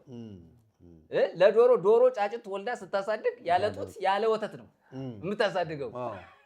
የኢየሱስ ከማርያም መወለድ ረቂቅ ነው። እንደዚህ እንስሳ እንኳን እነዚህ የአዕዋፍ ዝርያ ያላቸው እንስሳቶች እንኳን እንዲህ አይነት ምናልባት የሌሊት ወፍ ናት አጥቢ እንስሳ የምትባል እና ሌሎቹ ግን በምን እንደሚያሳድጉት ውስጡ ምስጢር ነው፣ አይታወቅም። ምስጢር ነው ብቻ እንቁላል እንትን ይላሉ። እኔ ራሱ እሱ ሁሉ እንዴት ነው? እኛ እኮ እንደው ትንሽ እኮ አእምሯችን እኮ መፈወስ አለበት። በተለይኛ ኢትዮጵያውያን እውነቴን ነው የእግዚአብሔርን ጥበብ የእግዚአብሔርን አሰራር እግዚአብሔር የልጁን የኢየሱስ ክርስቶስን ልደት በድንግል ማርያም የገለጠበትን በደንብ መረዳት አለበት ሰው እና በቃ ማለት የእግዚአብሔር ልጅ ነው እንላለን። ምክንያቱም ከወንድ አልተወለደም፣ ከሴት ነው የተወለደው። ስለዚህ ይሄ የእግዚአብሔር ልጅ ነው ስንል ከሴት ተወለደ ስንል ለምን እንዴት ሆኖ ዮሴፍ እያለ ሚሉ አሉ ወይም ደግሞ የሆነ ሌላ ፍልስፍና የሚፈላሰፉ አሉ። እና በጣም ግርም የሚለኝ ዶሮ ያለ ወንድ ደግሞ እንቁላል ትጥላለች። እንዲያውም በሀገራችን በነፋስ ጣለች ይባላል፣ አውራ ዶሮ በሌለበት። እና ይሄ የእግዚአብሔር ጥበብ የእግዚአብሔር ስሪት ምኑንም አናውቀው። ግን ደግሞ አንድ ነገር አድርጓል እግዚአብሔር። ቀድም ሊቃውንቱ እንዳሉ አስቀድሞ የእግዚአብሔር ልጅ ነበር፣ በኋላ ደግሞ የሰው ልጅ ሆነ። ሃሌሉያ። በዚህም ምክንያት በእግዚአብሔር ልጅነቱ እግዚአብሔር ነው፣ በሰው ልጅነቱ ደግሞ ሰው ነው። ለዚህም ደግሞ እኛ የሥላሴ አማኞች ፍጹም ሰው ፍጹም አምላክ ነው ብለን እናምናለን። በፍጹም አምላክነቱ አሁን እግዚአብሔር ፍጹም አምላክነቱን ስበኩልኝ አላለ። ኢየሱስን ፍጹም አምላክነቱንማ ወደህ ትሰብከዋለህ ነው። አሁን እንዲሁ እግዚአብሔር አሁን ትምትለው ወደህ ትሰብካለህ በፍጹም አምላክነቱማ። ለምን እሱ የሚባላ እሳት ነው። እሱ መለኮት ነው። እሱ እሳት ነው። እሱ ቀሳፊ ነው። እሱ በቃ ማንም ሊቀርበው አይችልም። እንደም በቃ ጫማህን አውልቅ ያለ እሱ በዛ በተራራ የተገለጠ ነው። ነገር ግን ሰው ሆኖ ተወስኖ በአንዲት ሴት ደረት ማህፀን ተጸንሶ ያ 9 ወር ጠብቆ እንደ ሰው አይደለ ተወልዶ መጽሐፍ እንደሚናገር በበህቅ ለሄቀ እንዘይት የዘዝ ለአዝማዲሁ በ30 ክረምት በዮርዳኖስ ተጠምቀ። ኧረ ክብር ለኢየሱስ ይሁን። ይሄንን ያደረገ እግዚአብሔር እጅግ ምስጢሩ ጥልቅ ነው።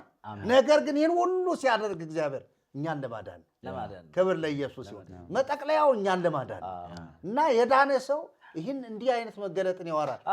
ሊቃውንቱ እኮ በቅኔያቸው የተናገሩት ነገር በጣም እኮ እጹብ እኮ ነው። እጹብ ማለት አሁን ዶሮ ጫጭቶቿን ያለ ጡት ያለ ወተት ስታሳድግ አይመረመርም። ይሄ እግዚአብሔር አሰራር ነው፣ የእግዚአብሔር ጥበብ ነው አይደል? ምንም ልናደርግ አንችልም። በቃ ከማየት አሜን ከማለት ከመቀበል ውጭ እንዴት ጫጭቶቿን አሳደገች ብለን ልንከራከር አንችልም። በቃ እግዚአብሔር በሰጣት ተፈጥሮ አሳደገች። ኢየሱስም ከማርያም የመጸነሱ የመወለዱ ሰው የመሆኑ ምስጢር እንዲሁ ነው፣ አይመረመርም። ከዚያ ምን ሊቃውንቱ ደግሞ ምን አሉ? ለመድኃኒተ ሞት እይትረከብ፣ ለሞት መድኃኒት አይገኝለትም። ጠቢባን ቢገላበጡ 24 ሰዓት ምርምር ውስጥ ቢገቡ ሳይንቲስቶች ቢወጡ ቢወርዱ ሰማይ ቢወጡ ምድር ቢወርዱ ከርሰ ምድር ውስጥ ቢገቡ የሞትን መውጊያ መሻር የሚችል ማስወገድ የሚችል ሞትን ድል ሊነሳ የሚችል መድኃኒት መቀመም አይቻልም። ኢየሱስ ግን ሃሌሉያ። እና ሊቃውንቱ በጣም የገረመኝ ነገር ይሄ ነው። እና መዓልተ በትርጓሜ ወሌሊተ በንባብ ይላል። እና ቀን በንባብ በትርጓሜ ቢመረመር የኢየሱስ ክርስቶስ ሰው መሆን ሊታወቅ ሊመረመር አይችልም። የፈለገው መጻሕፍትን ብናገላብጥ እንዴት ተወለደ ብንል ተወለደ ነው የሚለን። እንዴት ሰው ሆነ ብንል ዙሮ መጽሐፉ ሰው ሆነ ይለናል። እንዴት አይታወቅም። በጣም ሊቃውንቱ ሲናገሩ እንደዚህ ይላል። እና ሌላ አንድ የቅኔ መምህር የተናገሩት ደግሞ ምን ይላል መሰላችሁ? ለምን መሰላችሁ? የቤተ ክርስቲያኒቱ ሊቃውንት እንዲህ አይነት ነገሮችን እንኳን እንደው በማየት እንደው የእግዚአብሔርን የማዳኑን ስራ እንኳን እንደው አንዳንድ ጊዜ ምን ይሉታል መሰላችሁ? ኮነኑ አምላክ ከመህንጻ ደቂቅ ግብርከ፣ አምላክ ሆይ ስራህ እንደ ልጅ ጨዋታ ሆነን ብለው ጥያቄ ያቀርባሉ። ሊቃውንት እኮ ናቸው። ስራህ እንደ ልጅ ጨዋታ ሆነን እንታነስኮ ጽባህ ብእሲ እስመ ይትበዘበር ሰርከ፣ ጧት አስቀድመ በፍጥረት መካተቻ የሰራው የፈጠርኸው ሰው በጧት የተሰራው መልሶ ምን ይሆናል? በምሽት ሲፈርስ ይታያል። እና አምላክ ሆይ ስራ እንደ ልጅ ጨዋታ ቀልድ ሆነን ብለው እንዲያውም በዚህ አይነት ነገር ደግሞ ሊቃውንቱ ይመጣል። ለምን መሰላችሁ? ሰው በእግዚአብሔር መልክ በእግዚአብሔር አርአያ ከተፈጠረ በኋላ መልሶ ሰው ምን ይሆናል? ይፈርሳል። ልጆች ትንንሽ ጎጆ መጫወቻ ነገር ይሰሩና መልሰው ምን ያደርጓታል? ያፈርሳል። እና ሊቃውንቱ እንደ ሕፃናት ሆነን ስራ እንደዚህ ሆነን ጧት አስቀድመ የፈጠርከውን ሰው እንደገና ደግሞ በምሽት ሲፈርስ እናየዋለን አሉ። ሰው መሞቱ አይቀርም፣ መፍረሱ አይቀርም። ሰው ከእግዚአብሔር መንግስት ውጪ የሆነ ሰው ለዘላለም ነው የሚፈርሰው፣ ለዘላለም ነው የሚሞተው። እና ምን ማለታቸው ነው ሊቃውንቱ? መሞት አይቀርም፣ መበስበስ አይቀርም፣ መፍረስ አይቀርም። እና የእግዚአብሔር ስራ ምንድን ነው? እጹብ ድንቅ ነው። በህፃናት መስለው ይናገሩት እንጂ በጣም ትልቅ መልእክት ያለው ቅኔ ነው። እና ሰው መፍረሱ አይቀርም፣ መሞቱ አይቀርም፣ ከዚህ ዓለም መለየት አይቀርም። ግን ክርስቶስ ኢየሱስን አዳኝ አድርጎ መድኃኒት አድርጎ መቀበል አለበት። ባለቅኔዎች እንደተናገሩት ለሞት መድኃኒት የለውም፣ ሌላ መድኃኒት የለውም። መድኃኒቱ ክርስቶስ ኢየሱስ እንደሆነ ይናገራል። እና ሌላ አንድ መምህር የተናገሩትን ሀሳብ ልበልና ወደ እናንተ ሀሳቡን መልሰዋለሁ። ምን ይላሉ? ፍኖተ መስቀል ጌሰ እግዚእነ መስተጽነ ፈረስ ተሰብኦ ይላል። ሰው መሆንን ፈረስ ተጭኖ እሱ ወደ መስቀል ፍኖተ መስቀል መስቀል ጎዳናን ሄደ ይሉና ሊቃውንቱ እየተናገሩ ይመጡና ምን ይላሉ? እንዘ ስንቀይለት ይሬስ የተረፈ ኦሪዮ ተገፎ። የኦሪዮ በግፍ ነው የተገደለው። ኦሪዮን እንደ ምሳሌ እንደ አንጻራዊ ነገር አምጥተው ይናገሩትና እንደሱ ያንን የመገፋት ስንቅን ይዞ ሄደ ይላሉ። ለአዳም ዘወፃ መናገሩ ተበጾ፣ አዳም ከሀገሩ የወጣውን አዳምን ነው። ሀበዘትካ ትዕበይ መንበሩ እስመ ፈቀደ ያግበው ይላሉ። አየ አሁን ይሄ ምን ማለት ነው ብለን ስንል አዳምን ወይም የሰውን ዘር ወደ ቀደመ ክብሩ ምን ያደርገው ዘንድ ይመልሰው ይመልሰው ዘንድ። ለምን ሰው የሆነበትን ሰው ሆኖ የተገለጠበትን በስጋ የታየበትን ከድንግል ማርያም የተወለደበትን ዋና ዓላማ ሊቃውንቱ በቅኔ ሲገልጡት የሰውን ዘር አዳምን ወደ ቀደመ ክብሩ ምን ያደርገው ዘንድ ይመልሰው ዘንድ ሰው ሆነ ብለው ይህንን በቅኔያት ያስቀምጠውታል። ወገኖች ምን መሰላችሁ? ቅድም እንደተናገርነው የእግዚአብሔር ልጅ የኢየሱስ ክርስቶስ ሰው መሆን በጣም የሚገርማችሁ ነገር ረቂቅ ምስጢር፣ መላእክት እንኳን ሊመኙት የነበረ በቃ የሰውን ማዳን በስጋ መገለጡን ሰው መሆኑን ለሰው ልጅ መሞቱን በመስቀል ላይ መሰቀሉን ይሄ እኮ ለማንም የተገለጠ ነገር አይደለም እኮ። ይሄ እኮ በእግዚአብሔር ሐሳብ በእግዚአብሔር ፈቃድ ውስጥ የነበረ እኮ ነው። የዘላለም ሐሳቡ የጥንት ሐሳቡ የራሱ ፈቃድ ሆኖ እግዚአብሔር ዘመኑ ሲደርስ ክርስቶስን በስጋ ገልጦ እኛን ከሞት አዳነን። እንግዲህ ዋናው ዓላማችን እንደው እንደ ጠቅለል ሳደርገው የጌታችንን የመድኃኒታችንን የኢየሱስ ክርስቶስን ልደት ወይም ደግሞ ይህንን በዓለ ልደቱን ብርሃነ ልደቱን ሰው ሲያከብረው እጹብ ድንቅ እማይመረመር እግዚአብሔር ሰውን የወደደበት እግዚአብሔር ሰውን ወደ ራሱ መንግስት ያፈለሰበት ቅድም እንደተናገረው ከድቅድቅ ጨለማ ሰው የወጣበት ጨለማ የነበረው ዓለም ውስጥ ታላቅ ብርሃን የተገለጠበት ቀን መሆኑን በደንብ እያሰበ ከራሱ ጋራ እያሰላሰለ ከራሱ ሕይወት ጋራ እያገናዘበ ይሄ ቅድም እንደተናገረው ዕቃ አይደለም፣ የሆነ ቁስ አይደለም። ክርስቶስ ሰውን ለማዳን በወደቀው ዓለም እኛ እንኳን በምንጸየፈው ደስ በማንሰየንበት ዓለም ነው የመጣው እሱ እና ዋናው ሐሳብ ይህንን የብርሃነ ልደቱን ወይም ልደቱን መታሰቢያውን ሰዎች ቁጭ ብለን ስናከብር ስለዚህ ጉዳይ ስንወያይ ቅድም ሊቃውንቱ እንደተናገሩት የማይመረመር ጥበብ ለኛ ለማናውቅ ሰዎች መገለጡ ያስደንቃል። የማይመረመር ጥበብ በጠቢባን ቼክ የማይደረግ በምንም አይነት መሳሪያ ትክክለኛ ይሁን አይሆን ተብሎ ሊመረመር የማይችል ከሰው አይምሮ ከሳይንቲስቶችም ጭንቅላት በላይ የሆነ እግዚአብሔር አንድ መድኃኒት ላከ እና መድኃኒቱን ሁሉ ፉርሽ የሚያደርግ ማለት ነው። እና ለነፍስ መድኃኒት የላትም። ለነፍስ መድኃኒት አይዋጥም፣ ለስጋ ነው መድኃኒት የሚዋጠው። ሰዎችም ጠቢባን ደግሞ መድኃኒት የሚቀብሙት ለስጋ ነው፣ ለስጋ ደዌ ነው። ለነፍስ መድኃኒት ግን የቀመመ የለም እስካሁን። ስለዚህ የነፍስ መድኃኒቷ ክርስቶስ ኢየሱስ ነው። ሰው ሁሉ ይሄንን መልእክት እየሰማ እያዳመጠ በእውነት ከልብ በእውነት እግዚአብሔር ያደረገውን መልካም ነገር ፍቅሩን የገለጠበትን እያሰበ እያሰላሰለ ራሱን ከእግዚአብሔር ጋር እያስታረቀ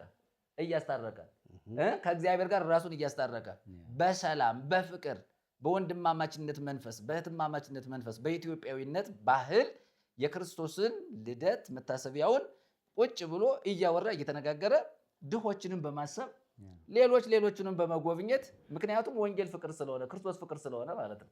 እና እንዲህ አይነቱን ነገር መልካም ነገር እየሰራን እያደረግን ለምድራችን እየጸለይን ክርስቶስን በስጋ በመገለጡ እያመሰገን እግዚአብሔር የሰጠንን ስጦታ ውድ ስጦታ የሰጠን እግዚአብሔር ይመስገን። ስጦታችንን ተቀብለናል፣ ግን እናከብረዋለን። እያከበርነው በዚህ መንፈስ እንቀጥላለን። እግዚአብሔር ይባርካችሁ። እግዚአብሔር የተባረከ ይሁን። ጥሩ መረጃ ከአባቶች ምናልባት ለዚህ ነው እኛ ይህን አገልግሎትም ሽንጣችንን ገትረን ከጌታ ጋር እየታገልን ያለ ነው። እንዲህ አይነት ደግሞ በቤተ ክርስቲያኒቱ ታላላቅ ሊቃውንት አባቶች ብዙ ታሪክ የጻፉ ሰዎች ስላሉ የነሱ ታሪክ ምናልባትም የዘላለም ሕይወት የሚባለውንም ጭምር የተረዱ ሰዎች እንደሆኑ ማየት ይቻላል። ነገር ግን ደግሞ በዚህ ፋንታ ሰዎች ለፍጡር እንደገና ደግሞ ለሙታን ለመላእክትም ጭምር ክብር ለማይገባቸው ክብር ሲሰጡ ደግሞ እናያለን። ሞትን ሊያሸንፍ የሞት መድኃኒት ሆኖ ሃሌሉያ የሞት መውጊያን ሊሰብር የመጣውን የናዝሬቱን ኢየሱስን የእግዚአብሔርን ልጅ የሚሰብኩ አባቶች ደግሞ ከጥንትም ነበሩ ማለት ነው። በቅኔያቸውም ይህንን አሳይተውናል። በአንዳንድ መጽሐፍቶችም ደግሞ የምናየው ነው የምናውቀው ነው። ለምሳሌ ተወልደ ኢየሱስ በቤተልሔም ዘይሁዳ አዋልደ ጢሮስ አሚሃ ይሰግዳ ወይታሰያ አዋልደ ይሁዳ ያሁን ነገ የሚባለው ስመላለ ማለት አሁን እኮ ትንሽ ከፍቶ ገልጦ ለሰዎችም ለራሳቸውም አቡነ ኤርምያስ እንደተናገሩት ተርጉመው ይሄ የሚጮሁትን ነገር ቢያውቁትና ቢረዱት ኢየሱስን አዳኝ ነው፣ ያድናል፣ ሊያድን ነው የተወለደ የሚለውንም ጭምር እንዲያውቁ ይረዳቸው ነበር። ግን ጭፍን ባለ በዜማው ይባላል፣ ወረቡ ይባላል፣ ይጨበጨባል። አሁን ነገ በጣም ደምቃ የምትወረበው ወረብ አንፈራጹ ናት። አንፈራጹ ከበሮን አናት ላይ አድርጎ መሽከርከር ነው። አንፈራጹ ሰብአ ሰገል አምሃሆሙ አምፀው መድመመ። እሺ እነሱስ የዘለሉት ምን ብለው ነው?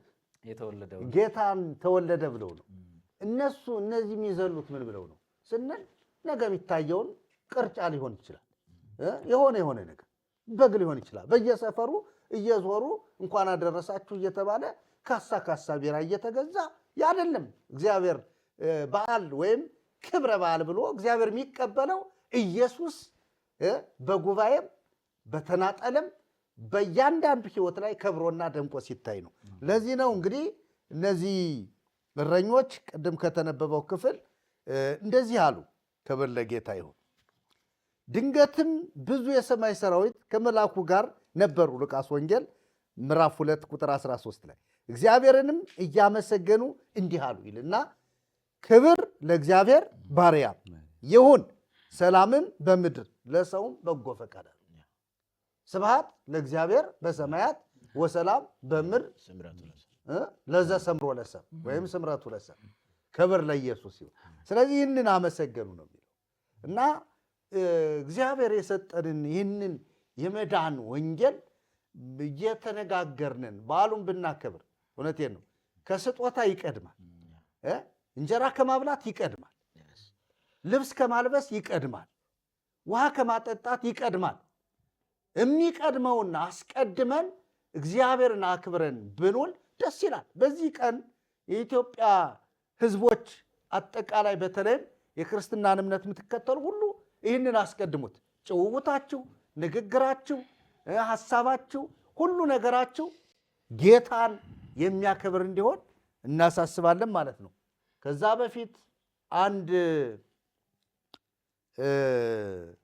ወረብ እንበል። እዚሁ ኖሎት ያመሰገኑት ወይም መላእክት ያመሰገኑት ስብሐት ለእግዚአብሔር በሰማያት ወሰላም በምድር። ሃሌሉያ! ክብር ለኢየሱስ ይሁን። ስብሐት ለእግዚአብሔር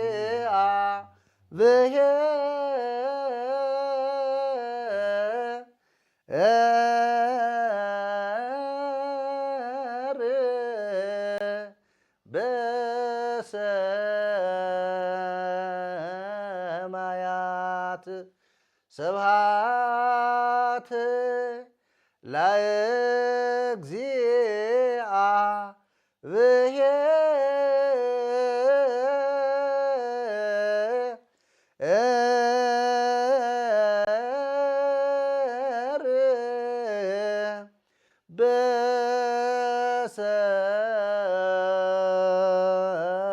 በሰማያት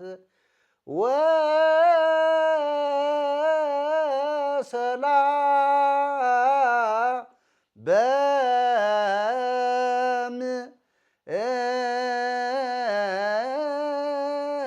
በምድር ለዘሰምሮ ለሰብ ወሰላም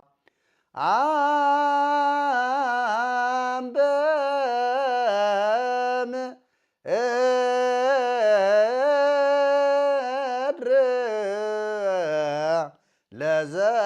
ለዘሰምሮ ለሰብ። ሃሌሉያ! ስብሐት ለእግዚአብሔር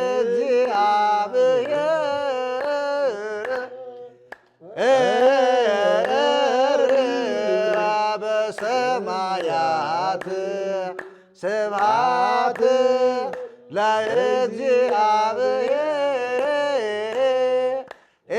ለእግዚአብሔር ለሰማያት ወሰላም በምድር ለዘሰምሮ ለሰብ ወሰላም በምድር ለዘሰምሮ ሰብ ወሰላም በምድር ለዘሰምሮ ለሰብ ወሰላም በምድር ለዘሰምሮ ለሰብ ስብሐት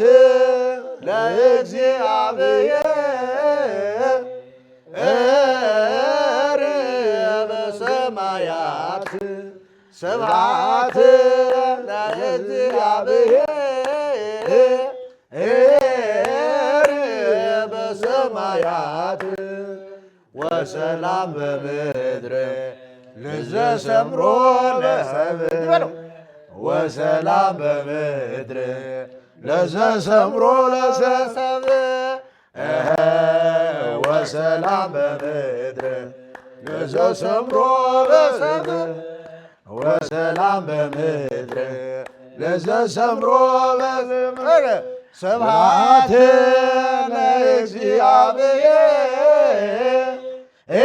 ለእግዚአብሔር በሰማያት ስብሐት ለእግዚአብሔር በሰማያት ወሰላም በምድር ለዘሰምሮ ለሰብእ ወሰላም በምድር ለዘሰምሮ ለሰብእ ወሰላም በምድር ለዘሰምሮ ለሰብእ ወሰላም በምድር ለዘሰምሮ ለሰብእ። ሃሌሉያ! ክብር ለኢየሱስ ይሁን። ይሄ ነው በቃ። ለእሱ ብቻ ምስጋና፣ አሜን። አምልኮ ለእሱ ብቻ። ደስ አይልም? ጌታ የተባረከ ይሁን። የመጨረሻ ሀሳብ ካላችሁ መርጌታ የመጨረሻ ማሳሰቢያ ይስጡና እንጨርሳለን። እግዚአብሔር አምላካችን የተባረከ ይሁን። እንዲያው በጣም የገረመኝን ስለዚህ ሳስብ የገረመኝን ሁለት ነገሮች መናገር እፈልጋለሁ። የመጀመሪያው ነገር እግዚአብሔር ለምንድን ነው ለእረኞች የተገለጠው ብዬ ጥያቄ ጠየቅኩኝ። ምክንያቱም ይኸውላችሁ አሁን በዚህ ጊዜ ጌታ ኢየሱስ ክርስቶስ በሚወለድበት ጊዜ ብዙ የሃይማኖት አባቶች አሉ አይደለ? ጸሐፍት አሉ፣ ፈሪሳውያን አሉ፣ ሰዱቃውያን አሉ፣ የሃይማኖት አባቶች ማለት ነው። እንደገና ደግሞ ብዙ በሀገሪቱ ውስጥ የከበሩ ሰዎች አሉ። እና ለምንድን ነው የተገለጠው ለነሱ ብዬ አሰብኩኝ። እና አንድ ሀሳብ የመጣልኝ ነገር ምንድን ነው?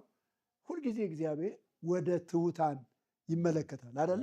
መጽሐፍ የሚለው እንዴት ነው? ወደዚህ ወደ ትሑት መንፈሱ ወደ ተሰበረ በቃሌ ወደሚንቀጠቀጥ ሰው እመለከታለሁ ይላል።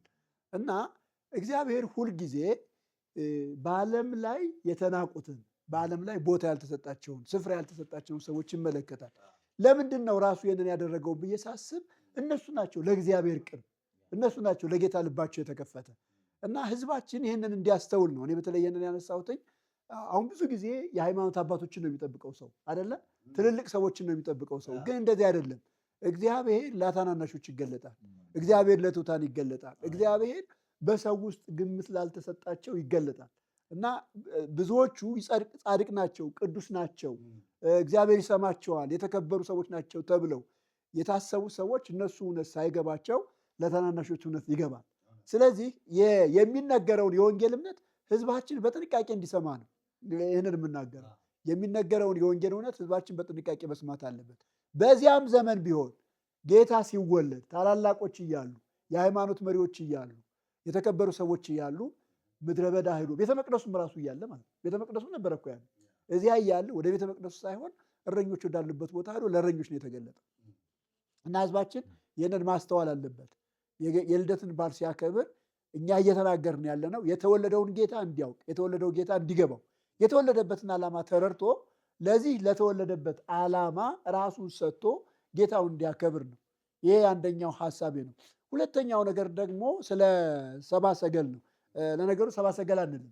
ይሄ በጣም የሚገርማችሁ ነገር ይህንን እያጠናሁ እንዴት እንደተናደርኩ ነግራቸው አልችልም።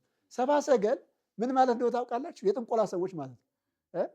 የጥንቆላ ሰዎች በጭራሽ ነው ሰዎች ሰብአ ሰገል አይደሉም። በደንብ ይሄ መታሰብ አለበት። አሁን ብዙ ጊዜ ራሱ ቤተክርስቲያን ይህንን ለምንድን ነው ይህንን ስም የሰጠቻቸው ሁሉ ብዬ ጠየቅኩኝ። ይኸውላችሁ ኢንዳይሬክትም ይሁን ቀጥተኛም ይሁን ቀጥተኛ ባልሆነ መንገድ በቤተክርስቲያን ምን አይነት እውቅና እየተሰጠ ነው? ለጥንቆላ ለጥንት ሰጠ ነው። እነዚህ ሰዎች አያችሁ፣ እነዚህ የጥንቆላ ሰዎች በሩቅ አገር የሚኖሩ የጥንቆላ ሰዎች የኢየሱስ ክርስቶስን መወለድ ተረድተው መጥተው ሰገዱ ሲባል ጥንቆላው ቦታ ያገኛል ማለት ነው። በጭራሽ። አዎ እነዚህ ሰዎች እንደዚህ አይደሉም። የምድር ጠቢባን ናቸው። መጽሐፍ የሚለው እንደዚያ ነው። የምድር ጠቢባን ናቸው። በዚያን ጊዜ የነበሩ ጠቢባን ናቸው እና ስለ እነሱ ራሱ ስናወራ እንዲያው በዚሁም አጋጣሚ ማወቅ ያለብን እኛም ድርሻ አግኝተናል። በዚህ ጊዜ ከነበሩ ሰዎች የኛም ሰዎች አሉበት። ለምሳሌ መዝሙረኛው ዳዊት መዝሙር 72 ቁጥር 10 ላይ ምን የሚል ቃል ይናገራል መሰላችሁ? ነገሥተ ተርሴስ ወደ ሰያት አማህ ያበው ነገሥተ ሳባ ዋረብ ጋዳ ያመጽው ወይ ሰግድ ሎቱ ኩሎም ነገሥተ ምድር ይላል። ይሄ ያው የልደት ምስማክ ነው እና በልደት ምስማክ ውስጥ የተጠቀሱ ሰዎች 3 ናቸው። የተርሴስና የደሰያት ነገሥታት፣ እንደገና የአረብ ነገሥታት፣ እንደገና ደግሞ የማን ነገሥታት? የሳባ ነገሥታት ይላል። የሳባ ነገሥታት እና ብዙ ጊዜ እግዚአብሔር እድል ሰጥቶናል ብዬ አስባለሁ። ምክንያቱም የእኛ ታሪክ ብዙ ጊዜ ከሳባ ጋር የተያያዘ ነው። ያው ሳባ የኢትዮጵያ የጥንት ስም እንደነበረ ወይም ደግሞ ጥንት የእኛ ሀገር እንደዚያ ተብላ እንደምትጠራ መረጃዎች ስላሉ ማለት ነው እና ከዚህ የተነሳ እኛም እድል አግኝተን ሂደን ለክርስቶስ ምን የማድረግ እድል አግኝተናል ማለት ነው። ስጦታ የመስጠት አማህ የመስጠት እድል አግኝተናል እና በጣም ትልቅ ነገር ነው። ግን እዚህም ጋር ያነሳሁት ጥያቄ ምንድን ነው? ለምንድን ነው እግዚአብሔር እዚያ ድረስ ሂዶ ለእነሱ የገለጠው? በአካባቢው እኮ ሰዎች አሉ። አሁንም በዚያ ዘመን የነበሩ ጥበበኛ ሰዎች አሉ። እነሱ ምንም አላወቁም። እነሱ ናቸው መጥተው ለሄሮድስ ጥያቄ ያቀረቡት። የተወለደው የአይሁድ ንጉሥ ወዴት ነው? ኮከቡን አይተን ልንሰግድለት መጥተናል ብለው ጠየቁት እና ይሄ ጥያቄ ሲጠየቅ ማቴዎስ እንደሚነግረን ማቴዎስ ምዕራፍ 2 ስናነብ ይህን ሐሳብ እናገኘዋለን። ህዝቡ ሁሉ ደነገጠ ይላል። ኢየሩሳሌም ደነገጠች፣ ሄሮድስ ደነገጠ፣ ካህናት ደነገጡ ይላል። እኔ የሚገርመኝ ነገር የሄሮድስ መደንገጥ አይገርመኝም። ለምንድን ነው የማይገርመኝ ካላችሁ የአይሁድ ንጉሥ ነው የተወለደው። የተጠየቀው የአይሁድ ንጉሥ ነው ተወለደ ተብሎ ነው የተጠየቀው። ስለዚህ ሄሮድስ ደግሞ ይሄ በዚህ በስርወ መንግስት አይሁድን እየገዛ የነበረ ሰው ነው። ይሄ ታላቁ ሄሮድስ የሚባለው ነው እና ከክርስቶስ መወለድ 40 ዓመት አካባቢ ቀደም ብሎ ስልጣን እንደያዘ ይነገራል። ክርስቶስ ተወልዶም እስከ 4 ዓመት ድረስ በስልጣን ላይ እንደነበረ ይነገራል እና እሱ ቢደነግጥ ችግር የለውም። ለምንድን ነው ከተባለ መንግስቱን ሊወስድበት ነው። ነገር ግን የሚገርማችሁ ነገር የተወለደላቸው ኢየሩሳሌም ደነገጠች፣ ካህናት ሁሉ ደነገጡ። የሚገርመው ነገር ደግሞ መወለዱን ያውቁ ነበር። እነሱ መወለዱን ያውቁ ነበር። የት እንደሚወለድ ራሱ ያውቁ ነበረ። ቅድም ቄስ ያነበበው አንቲ ቤተልሔም ምድረ ፍርሃታ ትያትም ነገሥተ ይሁዳ እስመ እምኔኪ ወፅእ ንጉሥ ዘይሬዎሙ ለሕዝበ እስራኤል የሚለው አንቺ ቤተልሔም ከይሁዳ ነገሥታት ከተሞች አታንሽም፣ አወጣጡ ከቀድሞ ዘመን ጀምሮ እስራኤልን የሚጠብቅ መስፍን ይወጣልኛል ብሎ ነቢዩ ሚክያስ በምዕራፍ 5 ቁጥር 2 ላይ የተናገረው ያንን ቃል ጠቅሰው በቤተልሔም ዘይሁዳ እንደሚወለድ ተናገሩ። ግን የሚገርማችሁ ነገር ተወልዶ እያለ ያውቁት አይገርም?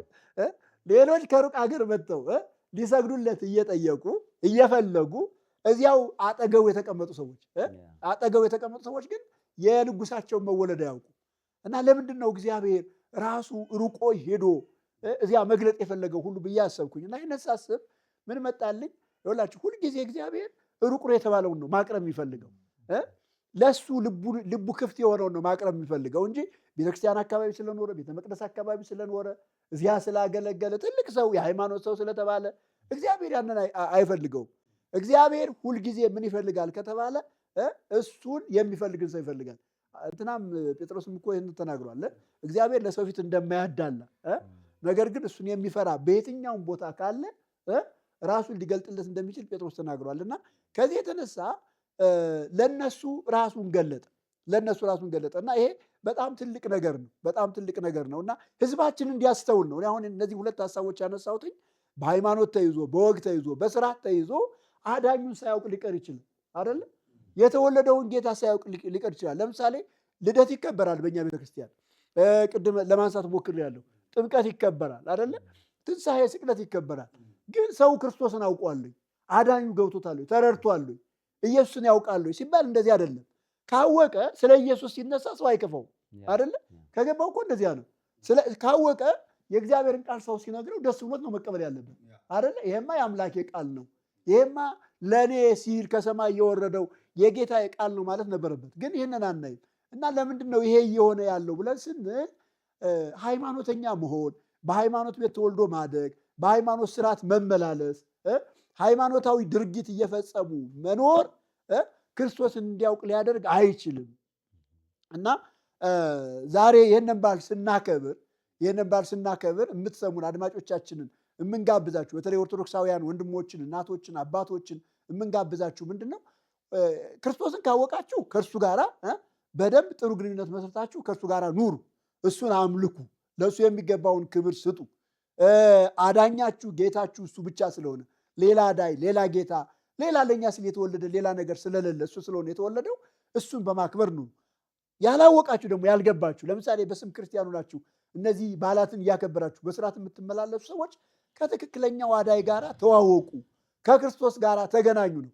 ለምን መሰላችሁ ይህንን የምንለው? ሰው ያለ ክርስቶስ አይድንም። የመጀመሪያው ዓለም ስለ ክርስቶስ ስላልዳነ ነው ከሰማይ ወልድ የመጣው። ሰው በደንብ ሊገነዘበው የሚገባ ነገር አለ። ሰው መሆን ለእግዚአብሔር ውርደት ነው። ሰው መሆን ለእግዚአብሔር ውርደት ነው። እዚህ ፊልጵስዩስ ምዕራፍ 2 ላይ ያለውን ሀሳብ አንዳንድ ሰዎች ኬኖሲስ ብለው ይጠሩታል። እና ምን ማለት መሰላችሁ? ራስን ማዋረድ ማለት ነው። ራስን ማዋረድ፣ ከመለኮት ክብር ወርዶ መምጣት፣ ዝቅ ብሎ መምጣት እና ሰው መሆን ራሱ ውርደት ነው። ግን አምላካችን ከሰማይ ወርዶ የመጣው ዝቅ ብሎ የመጣው እኛን ለማዳን ነው፣ ለእኛ ዋጋ ለመክፈል ነው። ሌላ ስላልተገኘ ማለት ነው። ሌላ ዳይ ስላልተገኘ፣ ሌላ ቤዛ ስላልተገኘ፣ ሌላ ስለኛ የሚሞት፣ ሌላ ስለኛ በመስቀል ላይ የሚሰቀል አካል ስላልተገኘ ነው። ለዚህ ነው መጥቶ ተወልዶ በበረት ዝቅ ብሎ ስለኛ ተሰቅሎ ሙቶ ያዳነን። ስለዚህ ከኢየሱስ ውጭ ያኔም መድኃኒት የለም፣ አሁንም መድኃኒት የለም። ዛሬ የምንድነው በሱ ነው፣ ያኔም የዳነው በሱ ነው። እና ይህንን ጌታ እመኑ፣ ወደዚህ ጌታ ተመለሱ።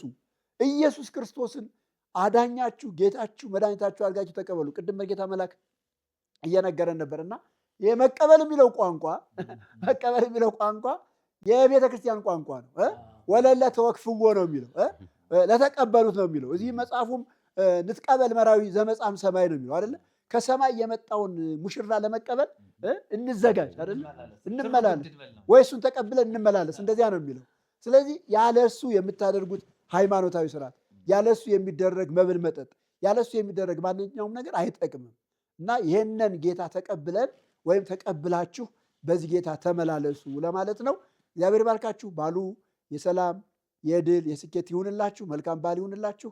ደግሞ ይህንን በዓል ስታከብሩ በአካባቢያችሁ ያሉትን የተቸገሩትን በማሰብ በመርዳት ያላችሁን በማካፈል እንደዚህ በህብረት በጋራ አክብሩ። እግዚአብሔር ይባርካችሁ። ጥንቆላ አሁን በቤተ ክርስቲያን ያለው ጥንቆላ ምንድን ነው የሚባለው? ጥበብ ነው የሚባለው። ጥበበ ሰሎሞን እኮ ነው የሚባለው።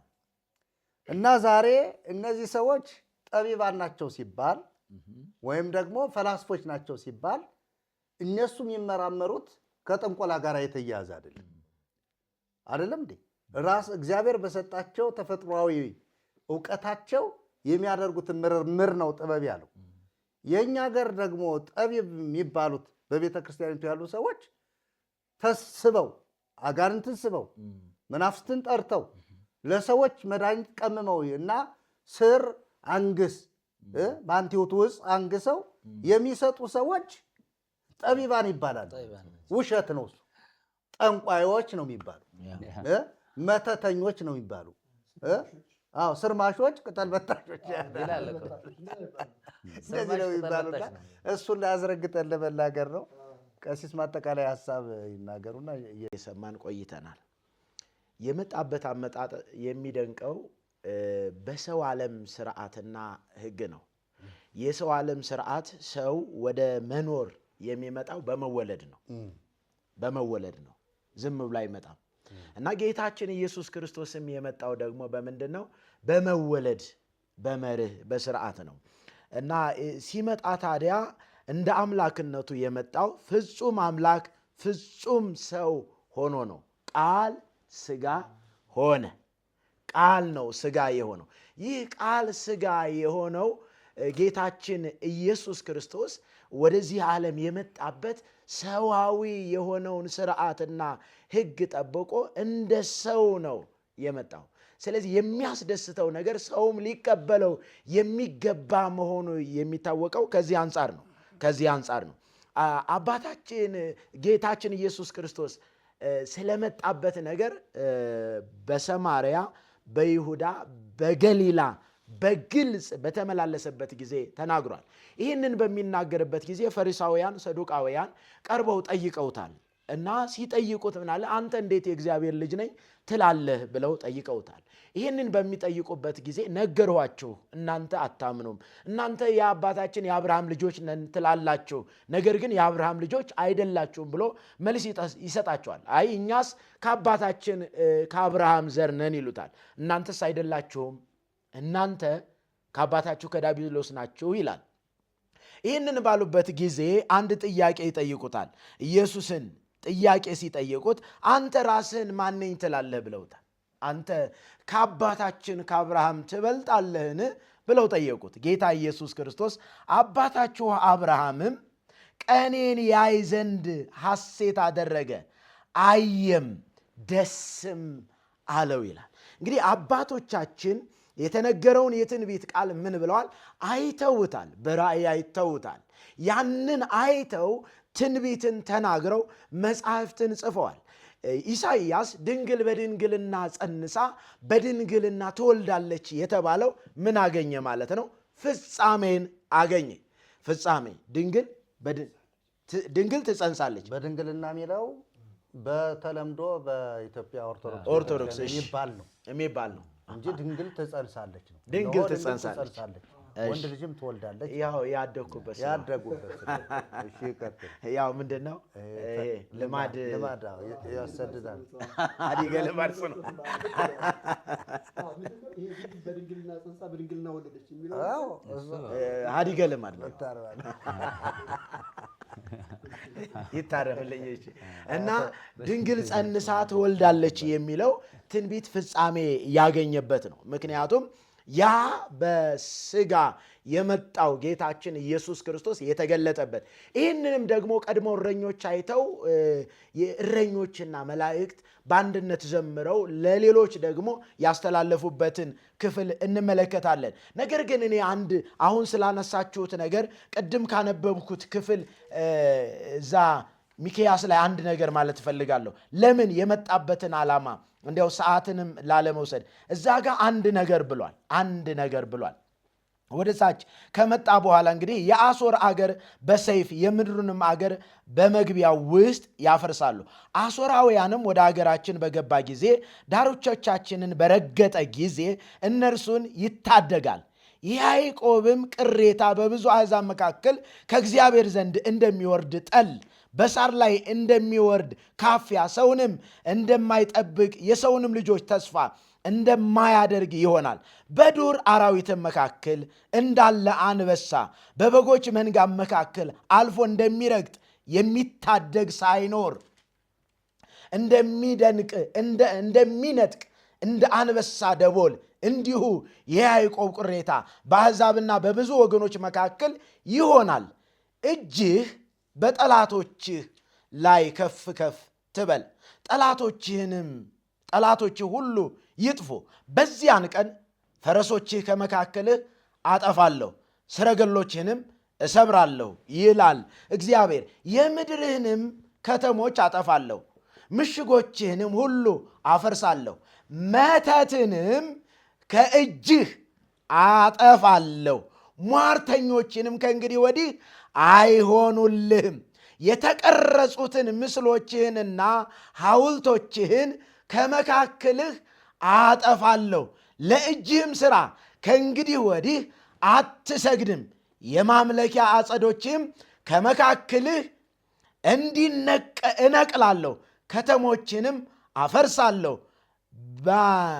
ባልሰሙም አሕዛብ ላይ በቁጣና በመዓት እበቀላለሁ ይላል። እንግዲህ ይሄንን እንደሚያጠፋ ይሄንን መተትን፣ ድግምትን፣ ሟርትን፣ አስማትን እንደሚያስወግድ ይነግረናል። ሌላው ደግሞ የሚደንቀው ነገር እግዚአብሔር አምላካችን በመዝሙር መጽሐፍ ላይ አንድ ነገር ይላል። በመዝሙር መጽሐፍ ላይ እግዚአብሔር ይቤለኒ ወልድየ አንተ ወአነ ወለድኩከ ወአነ ዮም ወለድኩከ ሰአል እምኔ እሁበከ አሕዛበ ለርስትከ። እንግዲህ ከዓለም አስቀድሞ ምን አልኩህ ይላል? ወለድኩህ። የተወለደው ንጉሥ የተወለደው መድኃኒት ጌታችን ኢየሱስ ክርስቶስ ከዓለም አስቀድሞ የነበረ ከዓለም አስቀድሞ የተወለደ እንደሆነ ቃሉ ይነግረናል። ከዚህ አንጻር እንግዲህ ይሄንን እውነት የምትሰሙ የምትከታተሉ ውድ ወገኖቻችን በእግዚአብሔር መልክና አምሳል የተፈጠራችሁ ሁል ጊዜ እግዚአብሔር ይወዳችኋል። እግዚአብሔር ልጁን ወደዚህ ዓለም የላከው በሰው አምሳል ተገኝቶ ሰውን ለማዳን ወደ ቀደመ ክብሩ ደስ ወደሚያሰኘው ወደ እግዚአብሔር ዓለም ወደ ብርሃን ዓለም ሰው ሁሉ ይወጣ ዘንድ ልጁን ላከ። ጌታችን ኢየሱስ ክርስቶስ እንደዚህ አለ በዮሐንስ ወንጌል ምዕራፍ 8 ቁጥር 12 ላይ ኢየሱስም ደግሞ እኔ የዓለም ብርሃን ነኝ፣ የሚከተለኝ ቢኖር የሕይወት ብርሃን ይሆንለታል። ሰው የሕይወትን ብርሃን አግኝቶ በዘላለም ሕይወት በብርሃን ሕይወት ይመላለስ ዘንድ ጌታችን ኢየሱስ ክርስቶስ ተወልዶልናል። ይህ የተወለደው ታዲያ ለሁሉም ነው። ዘር፣ ነገድ፣ ቋንቋ፣ ወገን ሳይለይ ለሁሉም መድኃኒት፣ ለሁሉም ደስታ፣ ለሁሉም ሰላም ተወልዷል። ይህ ሰላም ታዲያ ለሰው ሁሉ ያስፈልጋል። ሰው ሁሉ እንግዲህ ምን የለውም? ሰላም የለውም፣ ጤና የለውም፣ ደስታ የለውም። ይህንን ደስታ የምናገኘው በጌታችን በኢየሱስ ክርስቶስ ነው። ጳውሎስ እንደተናገረ በጌታ ደስ ይበላችሁ፣ ደግሜ እላለሁ ደስ ይበላችኋል። ደስታ የሚገኘው በጌታ በኢየሱስ ክርስቶስ መሆኑን አውቃችሁ ከጨለማ ወደ ብርሃን ዘወር እንድትሉ ዛሬም በዚህ ደስ በሚለው ጌታችን የኢየሱስ ክርስቶስን የመታሰቢያውን የልደቱን መታሰቢያ ቀን በምናከብርበት ዕለት ለእናንተ በዓል ለምታከብሩ የዚህ በዓል ተሳታፊዎች የሆናችሁትን ሁሉ እንጋብዛችኋለን። ጌታ ኢየሱስ ክርስቶስ ይወዳችኋል። የዘላለም ሕይወት ያለው መዳን ያለው ሰላም ያለው ደስታ ያለው ኢየሱስ ክርስቶስ ነው። ኢየሱስ ክርስቶስ ሰላማችን፣ ደስታችን፣ መድኃኒታችን ነው። ጸጋና ሰላም ከሁላችን ጋር ይሁን። መልካም በዓል ይሁንላችሁ። እሺ ዲያቆን የመጨረሻ ሐሳብ። በጣም አመሰግናለሁ። ያው እንግዲህ በሐዋርያት ሥራ ምዕራፍ 4 ቁጥር 12 ላይ ያለውን ቃል ያው ብዙ ጊዜ በጣም ከዚህ ውጭ ሌላ ነገር ስለሌለ ደጋግመን እንናገራለን፣ እንሰብካለን፣ እንመሰክራለን። ለዛ እንዲህ ይላል፣ መዳንም በሌላ በማንም የለም፣ እንድንበት ዘንድ የሚገባን ለሰዎች የተሰጠ ስም ከሰማይ በታች ሌላ የለምና ምንም ማድረግ አንችልም። የለም፣ ኢየሱስ ብቻ ነው። መዳን በኢየሱስ ብቻ ነው። ለዛ በኦሮምኛ እንዲህ አነባለሁ። ሆጂ ኤርገሞታ ቦቆና አፉር ለኮፍሰ ኩዳ ለማ ኢራ ዮካን ለኮፍሰ ኩዳ ለማ ጉባ አከስ ጀዳ ፈይኒ ነመ ቢራ ቶኮ ኢራ እዩ ሂን አርገሙ ነመ ቢራ ቶኮራ እዩ ሂን አርገሙ መቃን ኑ ኢቲ ፈይኑስ ፈይፈምኑስ kan samii gaditti namootaaf kenname biraa tokko iyyuu hin jiraatu. Namoonni sunis yommuu ijaa ba'anii Phexrosii fi Yohannis arganii akka isaan warra barumsaa hin qabnee fi warra hin beekamne ta'an hubatanii ni dinqisiifatan. Gatii kanaafi fayyinni nama kan biraa tokko irrayyuu hin jiru jennaan hin jirudha bakka. Maaliif Iyyasuus qofa fayyin, Iyyasuus qofa jireenya, Iyyasuus qofa karaan gara abbaa isaatti nu geessu. Daandiin gara mootummaa Waaqayyootti nu galchuu danda'u Waaqa abbaa wajjin kan wal nu barsiisu Iyyasuus qofa. Gatii kanaafi fayyinni nama kan biraa tokko irra illee hin jiru. 4 ነጥብ አለቀ። ለዛ namni hin fayyine warri Iyyasuusin hin barre gara Iyyasuusitti kottaa, boqodhaa. Iyyasuus boqonnaadha. Iyyasuus jireenya. Iyyasuus gammachuudha. Iyyasuus jaalala. Jaalala yeroo jennu immoo inni jaalala beeka jechuu keenya miti. Iyyasuus jaalala bakka jaalala ofiisaa jaalaladha. Jaalala hin jijjiiramne. Gatii kanaafi Iyyasuus gooftaadha. Iyyasuus jireenya jennee isiniif labsina. Kan fayyisu namni kan biraa hin jiru. ወደ ኢየሱስ ነው። ኢየሱስ እረፍት ነው። ኢየሱስ ሰላም ነው። ኢየሱስ ሕይወት ነው። ኢየሱስ መንገድ ወደ አብ የሚወስድ መንገድ ነው። ወደ ኢየሱስ ቅረቡ እንላለን። በጣም ነው የማመሰግን። እግዚአብሔር ያክብርልኝ። ተባረኩ። መርጌታ መላክ የመጨረሻ መልእክት። እሺ እጹብ ግብርኪ ለሰማይ ማሂፀነ ማርያም ሀፍ እስመ ወለድኪዮ አንቲ ለወልድኪ እንበለ ዘርአ ሰብአ ይላፍ። አሜን ይበል ይበል ይበል ይበል። በእውነት እኮ ነው የምላችሁ። በእውነት ነው። እጹብ ግብርኪ ለሰማይ ማሂፀነ ማርያም ሀፍ እስመ ወለድኪዮ አንቲ ለወልድኪ እንበለ ዘርአ ሰብአ ይላፍ። ያ እና ምንድን መሰላችሁ ሊቃውንቱ ይህ ስናብራራው እጹብ ግብርኪ ለሰማይ ማህፀነ ማርያም አፍ የወዝ የድካም ማርያም ማህፀኑ አንቺ ለሚሰማ ለሚያዳምጥ ሰው በእውነት እጹብ ድንቅ ነው። እስመ ወለድኪዮ አንቲ ለወልድኪ እንበለ ዘርአ ሰብአ ይላፍ። በብዙ ሰዎች ዘር ያለ ዘራ ሰብ ያለ ዘራ ወንድ ያለ ወንድ ዘር ያለ ሰው ዘር ይሄንን ልጅሽን አንቺ ወልደሽልናልና እጹብ ድንቅ ነው። እንግዲህ ማርያምን አትወዱም ለሚሉት ሰዎች መልእክት አለን። እኛ በጣም ነው ድንግል ማርያምን የምንወዳት። እንዲህ አይነት ስጦታ ውድ የሆነ ስጦታ ልጇን ኢየሱስ የተባለውን ክርስቶስ የተባለውን መድኃኒት የተባለውን ንጉሥ የተባለውን አዳኝ የተባለውን በእውነት ከዓለም ከመጀመሪያ እንዲቺ ሴት ናት አደራዋን ተወጣ አሳድጋ ተንከባክባ ሰው ሁሉ ይድን ዘንድ የከፈለችው ዋጋ ከክርስቶስ ጋር ስትኖር ስትወጣ ስትገብ ያደረገችው የከፈለችው የተቀበለችው መከራ በነፍሷ ሰይፍ እስኪያልፍ ድረስ የከፈለችው ዋጋ የማርያም ዋጋ ቀላል የሚባል አይደለም። ስለዚህ እኛ ድንግል ማርያምን ክርስቶስን ዛሬ ተወለደልን የምንለውን ንጉሥ ወልዳ አሳድጋ ኃላፊነቷን እናትነቷን ተወጣ ያለፈች ስለሆነች ድንግል ማርያምን አታድነንም እንጂ እንወዳታለን። አናመልካትም እንጂ እንወዳታለን። አንሰግድላትም እንጂ እንወዳታለን። ክብር ለሚገባው ለንጉሱ ግን ክብር እንሰጣለን። መመለክ የሚገባው እርሱ ስለሆነ እሱን እናመልካለን እና ድንግል ማርያምን እንወዳታለን። ምክንያቱም ክርስቶስ ፍቅር ሆኖ ስለመጣ ከልጇ የተካፈልነው መንፈስ የፍቅር መንፈስ ስለሆነ የሰላም መንፈስ ስለሆነ የውከት መንፈስ አይደለም። ስለዚህ ድንግል ማርያምን አትወዷትም ለሚሉ ሰዎች በእውነት በቅንያትም እንደዚህ ነው የምናከብራት። እንወዳት መውደዳችንን እንገልጣለን። ግን አንሰግድላትም። ግን አታድንም።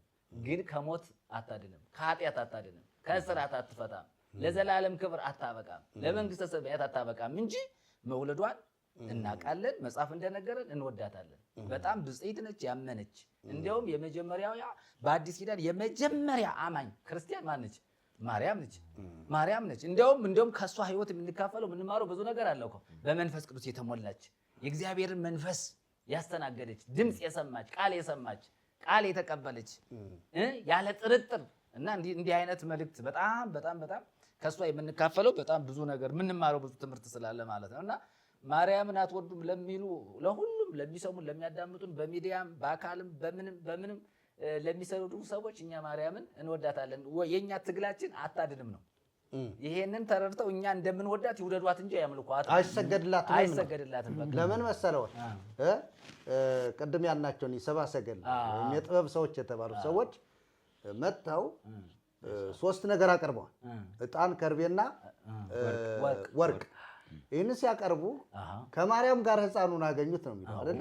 አገኙና ይህን 3 ስጦታ ሰጡት ይላል። ወድቀውም ደግሞ ሰገዱለት። ስጦታውን እንኳን እነሱ ሲሰጡ አላከፋፈል። ለማን ነው ስጦታው የመጣው? ከሷ ለተወለደው ለንጉሱ ለጌታችን ለመድኃኒታችን ለኢየሱስ ክርስቶስ ነው። ስጦታው ወርቅ ብንል ከርቤ ብንል ዕጣን ብንል ምንድን ነው የሆነው? ለልጇ ለኢየሱስ ነው የመጣው ለዚያ ነው። የሰገዱለትም ለእርሱ እንጂ ለእርሷ አይደለም። ስለዚህ መጽሐፍ ቅዱስ ይኸውላችሁ ግልጽ በሆነ መንገድ ነው ያስቀመጠልን። እዚያም ጋር ስግደት ለሚገባው ሰግደዋል። በቃ እንዴ ስግደት ቢገባት ኑሮ እኮ ይሰግዱላት ነበረ። ሰገዱላቸው ይሆን ነበር ሰገዱላቸው ይሆን ነበር እና አካፈሏቸውም አይልም። እግዚአብሔር ጥበብ ሰገዱለት ብቻ ነው። ጠቢብ እኮ ነው እግዚአብሔር፣ ጥበበኛ እኮ ነው እና ነገርን ሁሉ በጥበብ ነው ያደረገው እግዚአብሔር። ስለዚህ ይሄንን ፕሮግራም ይሄንን ሚዲያ ይሄንን የሚከታተሉ ሰዎች በድንግል ማርያም ላይ ያለንን አቋም በደንብ እንዲያውቁልን እንፈልጋለን። እንወዳታለን፣ ግን አናመልካትም፣ አንሰግድላትም። አሜን። ክብር ለእግዚአብሔር ይሁን። ስለዚህ ይህንን መልእክት እየበላችሁ እየጠጣችሁ በዓሉን ስታከብሩ የምትሰሙ የምታዳምጡ ሰዎች ለድንግል ማርያም ያለንን ልብ በደንብ ማወቅ አስፈላጊ ነው፣ መውደድ ነው።